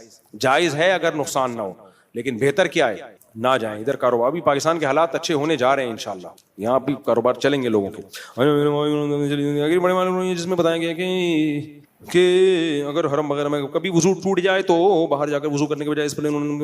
بھائی ایک اسپرے والی ویڈیو بہت چل رہی ہے کہ حاجیوں کو وضو کے لیے وضو خانے جانا بہت مشکل ہوتا ہے, عمرہ کرنے والوں کو وضو کے لیے وضو خانہ جانا بہت مشکل ہوتا ہے, تو اسپرے سے وضو کریں, چھڑکاؤ کیا وضو کریں. یہ مسئلہ لوگ بہت زیادہ پوچھ رہے ہیں, تو شرعی مسئلہ سمجھو کہ وضو میں تقاطر ضروری ہے, اتنا پانی بہائے کہ قطرے ٹپکنا شروع ہو جائیں. تو اگر کوئی اسپرے سے وضو کرتا ہے, منہ پہ اتنا اسپرے کرتا ہے کہ پانی ٹپکنا شروع ہو جائے اور ایک بال کے برابر جگہ بھی خشک نہ رہے, بازو پہ اسپرے اتنا کیا کہ پانی کے قطرے ٹپکنا, بے شک چند قطرے ٹپکے ہیں, لیکن پورا بازو بھیگ جائے اور قطرے ٹپکنا شروع ہو جائیں, تو وضو ہو تو جائے گا اس کا, لیکن یہ خلاف سنت ہے. سنت مؤکدہ یہی ہے کہ پراپر طریقے سے پانی بہایا جائے اور ہر عضو کو کم از کم 3 دفعہ دھویا جائے, اور سنت مؤکدہ کا چھوڑنے والا قابل ملامت ہوتا ہے. تو نارملی اگر کوئی یہ کام کرتا ہے تو قابل ملامت ہے. سنت مؤکدہ کا مطلب ہے کہ اس کو فالو کرنا ہے آپ. لیکن اگر حج میں واقعی کوئی بہت ٹینشن میں ہے, بعض دفعہ موت کا خطرہ ہوتا ہے, وضو ٹوٹ گیا, آپ نے اب طواف زیارت کے لیے آپ گئے تھے. اچھا حج میں صرف ایک طواف ہی ایسی عبادت ہے اور نماز جو وضو کے بغیر نہیں ہوتی, لہذا یہ اسپرے سے اگر آپ نے وضو کرنا ہے تو صرف طواف کے طور پر آپ استعمال کر سکتے ہیں اس کو. نارملی یہ ٹھیک نہیں ہے, بغیر وضو کے بیٹھے رہیں آپ. لیکن اگر طواف کرنا ہے اور وہاں تک پہنچے, بوڑھے لوگ ہوتے ہیں, اب کون وضو خانے دوبارہ رش جائے, اتنا ہوتا ہے, مرنے کا خطرہ ہوتا ہے, مشکل ہوتی ہے, تو ایسی صورت میں اس اسپرے کا سہارا لیا جا سکتا ہے. تو اس اسپرے سے یعنی اتنا اسپرے کیا جائے کہ قطرے ٹپکنا شروع ہو جائے, تو پھر اس کی گنجائش ہے, یہ جائز ہے, لیکن اس کا معمول نہ بنایا جائے. مجبوری میں جائز ہے, خلاصہ یہ نکلا کہ بغیر مجبوری کے جائز نہیں ہے. مفتی سے میرا کرو نے بہت پسند ہو کہ میرے بہت جلدی 2 دن شادی ہوئی ہے بڑی بہن کی بریلوی عقیدے والے خاندان سے, جبکہ میرا بہنوئی کیا کہتے ہیں اور المدد یا رسول اللہ اپنے پیر جو مر چکا ہے اس سے بھی دعا مانگتا ہے. بھائی صاحب اگر وہ اتنا, بریلوی سے بھی نکاح جائز ہے, سارے بریلوی ایک جیسے نہیں ہوتے, شرکی عقیدہ ہر ایک کا نہیں ہوتا, لیکن اگر ایسا عقیدہ ہے کہ وہ قبر سے باقاعدہ دعا مانگ رہا ہے جا کے پیر و مرشد کو, یا مدد کہتا ہے اور اس کی نیت یہ ہوتی ہے کہ پیر مدد کر سکتے ہیں, تو پھر تو نکاح ہوا ہی نہیں ہے. چاہے دیوبندی ہو, چاہے بریلوی ہو, اہل حدیث ہو, اس لیے سوال یہ نہیں ہونا چاہیے بریلوی سے کیا جائز ہے یا نہیں، بریلوی کے پیچھے نماز جائز ہے یا نہیں. بھائی دیوبندی ہو، بریلوی ہو، اہل حدیث ہو، کسی کا بھی یہ عقیدہ ہو کہ پیر مرشد اپنی قبر میں بیٹھ کے مدد کر سکتے ہیں، اسباب سے ہٹ کے اللہ نے ان کو اختیارات دے رکھے ہیں، تو اس سے نہ نکاح جائز ہے. کیونکہ دیوبندیوں میں بھی ایسے لوگ موجود ہیں، خالی بریلویوں میں نہیں ہے. کچھ دیوبندی اس عقیدے کے حامل اپنے پیر کے بارے میں سمجھتے ہیں وہ جہاں بھی ہوتا ہے اس کو ہمارے سب حالات کا علم ہوتا ہے، تو یہ شرکی عقیدہ ہے. تو ایسے شخص سے نکاح بھی جائز نہیں ہے. نکاح ہو گیا تو وہ کالعدم ہے، تو خلا لیں، علیحدگی لیں اس سے. ایسی صورت میں عدالتی خلا بھی لیا جا سکتا ہے. اگر پگڑی، آپ پگڑی کون سے کپڑے کی پہنتے ہیں اور کہاں سے ملے گا؟ اس کو کہتے ہیں پاج. یہ جاپانی کپڑا ہے، پاج کے نام سے ہے. سوراب گوٹ سے بھی ملے گا اور لیاری میں مدینہ مارکیٹ ہے وہاں سے بھی ملے گا. یہ بہت خاندانی کپڑا ہے، اور جب یہ خریدیں گے تو پیلے رنگ کا ہوگا. یہ ایک دفعہ دھلنے کے بعد استری کے بعد یہ وائٹ ہوتا ہے، اس پہ نیل بھی لگایا. یہ سارے کام آپ نے اپنے خرچے پہ کرنے ہیں. آپ جواب بہت سے ہمارے اپنے علماء آپ پر اعتراض کرتے ہیں کہ مفتی صاحب کے پاس سرسری علم ہے، اردو ترجمے والا علم ہے. مفتی صاحب کو گھومنے پھرنے سے فرصت ملے تو کچھ کتابی مطالعہ کر کے اپنی استعداد بڑھائیں، اور بہت سے مسائل آپ کے جمہور سے ہٹ کر بھی ہیں. میں نے 25 سال جامعۃ الرشید میں ٹیچنگ کی ہے، یعنی 25 سال کا تجربہ ہے میرا. میں نہیں کہہ رہا بہت بڑا عالم ہوں، لیکن اتنا فارغ نہیں ہوں جتنا لوگ مجھے بنا رہے ہوتے. میرے سفر تو ابھی 4-5 سال سے شروع ہوئے ہیں نا، اور وہ بھی سال میں ایک سفر ہوتا تھا. اب یہ 2 سال سے کنٹینیوسلی سفر میرے شروع ہوئے. اس سے پہلے تو بھائی ہم نے پہلے دارالفتہ میں پڑھا ہے، 22-23 سال کنٹینیو افتاء کا کام کیا ہے، بڑے علماء کی نگرانی میں بیٹھ کے دارالفتہ. کتابیں پڑھائی ہیں جن میں عربی ادب کی کتابیں بھی ہیں. 20 سال تو کنٹینیو پڑھائی ہیں بغیر سفروں کے، اور وہ ساری عربی کتابیں. اگر اردو کتابیں ہوتی تو وہ عربی کتابیں کیسے پڑھائی ہوتی، جن میں 3-4 سال تو صرف عربی گرامر پڑھائی ہے، پڑھی نہیں پڑھائی ہے. اس کے بعد پھر عربی کتابیں جو بھی فقہ کی ہیں، حدیث کی ہیں، عربی ادب کی ہے، متنبی ہے، اور آپ کی حماسہ ہے، اور مقامات ہے، یہ ساری کتابیں کئی بار پڑھائی ہیں الحمدللہ. تو اتنے فارغ نہیں ہے جتنا لوگ ہمیں. ہدایہ پڑھائی ہے جو فقہ کی سب سے بڑی کتاب سمجھی جاتی ہے. پھر دارالفتہ میں فتوے کی جو تحقیقی کام ہے وہ کنٹینیوسلی 20 سال کیا ہے. 20 سال کم نہیں ہوتے میرا خیال ہے. لنگڑے لولے طریقے سے بھی کیا ہو تو 20 سال بھی ایک بہت بڑی مدت ہوتی ہے. تو اب میں زیادہ اب میرے اسفار بہت زیادہ شروع ہوئے ہیں، ورنہ پہلے میرے ہفتے میں 2 بیان ہوتے تھے، اور باقی تو سارا جامعۃ الرشید میں اب بھی جاتا ہوں. ابھی بھی اللہ کا شکر ہے، میں بہت نالائق ہوں، لیکن 3 سال سے بخاری پڑھا رہا ہوں، 3-4 سال سے مشکات پڑھا رہا ہوں، اور میرے حسامی کے اصول فقہ کے لیکچر ہیں، آڈیو لیکچر، وہ آپ سن لیں. اس کے بعد آپ کہتے ہیں نا کہ فارغ ہوں، تو پھر کہنا آپ کا حق بنتا ہے. اور میں ہوں بھی، جو بڑے علماء ہیں ان کے مقابلے میں تو ہم واقعی فارغ ہیں، ہماری کیا حیثیت ہے ان کے مقابلے میں. لیکن لوگ جو یہ تبصرہ کر رہے ہوتے ہیں، تبصرہ آپ ضرور کریں لیکن کسی شخص کے پورے حالات جان کے. عوامی بیانات سے آپ یہ اثر لینا کہ مفتی صاحب مسائل میں فارغ ہیں، یہ ٹھیک نہیں ہے. عوامی مجلس کی باتیں کچھ اور ہوتی ہیں، علماء کی باتیں یعنی علماء کے سامنے جو ٹیچنگ ہے، تدریس ہے، وہ کچھ اور ہوتی ہیں. تو مشکات کے بھی میرے لیکچر یوٹیوب پہ پڑے ہوئے ہیں، وہ بھی سن لیں. اس کے بعد جا کے رائے قائم کریں. تو ہو سکتا ہے جتنا آپ سمجھ رہے ہیں اس سے بھی زیادہ فارغ نکلوں میں. آپ کے ہم تو ان کو کچھ سمجھتے تھے تو بالکل ہی فارغ نکلے. لیکن اس کے بعد آپ کو تبصرہ کرنے کا حق ہوگا، اس سے پہلے تبصرہ کرنے کا حق نہیں. اپنا خیال رکھیے گا اپنے خرچے. اور میرے جو مسائل جمہور امت سے خلاف ہیں، میں دعویٰ کر کے کہتا ہوں کوئی ایک مسئلہ بھی میرا جمہور کے خلاف نہیں ہے، کوئی ایک مسئلہ بھی. تو اس لیے کوئی مثال دیں، کوئی ایک مسئلہ. میں غیر مقلد نہیں ہوں. یہ ہمارے ہاں اہل حدیث ہیں کہ اس کا مسئلہ کچھ اور، ان کا اپنا اجتہاد کچھ اور. پرسوں ایک میرے پاس شخص آیا جو اہل حدیث تھا، حنفی ہو گیا. شاید یہاں بیان میں بیٹھا ہوا بھی ہو، حنفی ہو گیا. میں نے کہا آپ کیسے حنفی ہوئے؟ کہہ رہے میں نے 10 اہل حدیث علماء سے مسئلے پوچھتا تھا نا، 10 کے 10 کے الگ جواب ہوتے تھے. تو میں بوکھلا گیا کہ یار میں اس کو اپنی اولاد میں لے کے نہیں چل سکتا. ہر آدمی مجتہد ہے بھائی. تو کہا اس کا نتیجہ تو نکلے گا. میں تو چلو ٹھیک ہے، اہل حدیث کی حد تک تو معاملہ ٹھیک ہے، وہ اہل سنت والجماعت میں ہی داخل ہیں، ان کا مقصد بھی قرآن اور سنت کو فالو کرنا ہے. لیکن اس طرح میں اگر بے لگام چلوں گا، آگے میری اولاد 2 ہاتھ اور آگے نکلے گی، ہوتے ہوتے آخر میں غامدیت کی طرف چلی جائے گی. تو بہتر نہیں ہے؟ صدیوں سے ایک فقہ متواتر متوارث چلا آ رہا ہے، خلافتیں چلی ہیں اس پہ، تو اسی کو آرام سے لے کے چلو. تقلید تو کرنی ہے بھائی. آپ احناف کی نہیں کرو گے تو اہل حدیث عالم کی تقلید شروع کر دو گے. آپ کے پاس تحقیقی علم تھوڑی ہے، تو تقلید تو کرنی ہے. تو بہتر نہیں ہے؟ صدیوں سے ایک متواتر متوارث فقہ چلا آ رہا ہے تو اسی کو فالو کرو. آدھی سے زیادہ امت جس کو فالو کر رہی ہے، آدھی سے کچھ امت جو ہے فقہ، دیکھو 50% سے زیادہ ہیں اس وقت حنفی، 30% کے قریب شافی ہیں، 17% کے قریب مالکی ہیں، اور 2% حنبلی ہیں، 1% بکھرے ہوئے لوگ ہیں. وہ کہتے ہیں ہم خود اجتہاد کریں گے, ہم کسی کی تقلید نہیں کریں گے. تو ان میں ہر شخص کی رائے مختلف, ہر شخص کا طلاق کا فتویٰ مختلف. یہ 3-4 دن پرانی بات ہے, CCTV کیمرے سے نکل بھی آئے گی. اگر کوئی کہتا ہے نہیں ہم نہیں مانتے, تو وہ ہو سکتا ہے کیمرے میں اگر ریکارڈنگ چل رہی ہے آواز بھی, تو وہ ریکارڈنگ بھی آ جائے گی کہ وہ اہل حدیث تھا, وہ حنفی ہوا اسی بیس پہ. کہ یار ہم تو, میں کہتے جس عالم سے پوچھوں الگ جواب ملتا ہے, چند مسائل میں اتفاق ہے, باقی سب. اور میں ان کی نیت پہ شک نہیں کر رہا, وہ اجتہاد کرتے ہیں ہر شخص. تو ہر ایک کا اجتہاد دوسرے سے کیا ہوتا ہے, مختلف ہوتا ہے. تو میں غیر مقلد نہیں ہوں کہ میں اجتہادات کر کے لوگوں کو گمراہ کروں. میری وہی رائے ہوتی ہے اور مدلل ہوتی ہے. میں اندھا مقلد نہیں ہوں. تبھی میرے جو فقہی مسائل, اختلافی مسائل پہ دلائل کے ساتھ جو میں نے کلپ ریکارڈ کروائے ہیں, ایک دفعہ کرواتا ہوں, الحمدللہ قیامت تک اب تک کی رپورٹ یہ کہ اس کا جواب نہیں ملتا, اب تک کی رپورٹ یہ. تو وہ آپ سنیں, تو میرا کوئی مسئلہ جمہور کے خلاف نہیں ہے. اگر کوئی ہے تو وہ لے کر آئیں, مثال دیں, پھر میں بتاؤں گا کہ یہ جمہور کے خلاف ہے یا نہیں ہے. بعض آپ کو لگ رہے ہوتے ہیں کچھ چیزیں امام حنیفہ کے کھاتے میں زبردستی ڈالی ہوئی ہیں حنفیوں نے. حنفی بھی تھوڑی دودھ کے دھلے ہوئے ہیں. اب حنفی لوگ کہتے ہیں ہم جو بدعت کریں امام حنیفہ کے کھاتے میں ڈالو اور اس کو صحیح کرنے کی کوشش بھی کرو. یہ کام میں نہیں کرتا. میں علماء دیوبند کو برحق ضرور سمجھتا ہوں, لیکن میں نے کلمہ دیوبندیت کا نہیں پڑھا ہے. اور مجھے اپنے علماء دیوبند کے اکابر ہونے پر فخر اس لیے کہ ہمارے علماء دیوبند بھی اگر سمجھتے تھے ہمارے بڑے بزرگ میں کسی سے غلطی ہوئی ہے تو وہ بھی رجوع کرتے تھے. یہ چیز بھی ہم نے اپنے بڑوں سے سیکھی ہے. تو ہم اندھے مقلد نہیں ہیں کہ کسی دیوبندی بزرگ سے کچھ ہو گیا تو پتھر پہ لکیر اس کو صحیح کرنا ہے. نا نا نا, پہلے کہتے ہیں بھائی اگر کسی دیوبندی عالم سے, چاہے میرا پیر و مرشدی کیوں نہ ہو, اگر وہ کوئی غلط مسئلہ بیان کرے گا, غلطی ہوتی ہے ہر انسان سے, ہمیں لگ گیا یہ قرآن و سنت کے خلاف ہے, ببانگے دوہل بیان کر دیں گے, چاہے آپ کو اچھا لگے چاہے آپ کو برا لگے. اب یہ چیز بعض دیوبندیوں کو بری لگتی ہے کہ نہیں جی جو ہم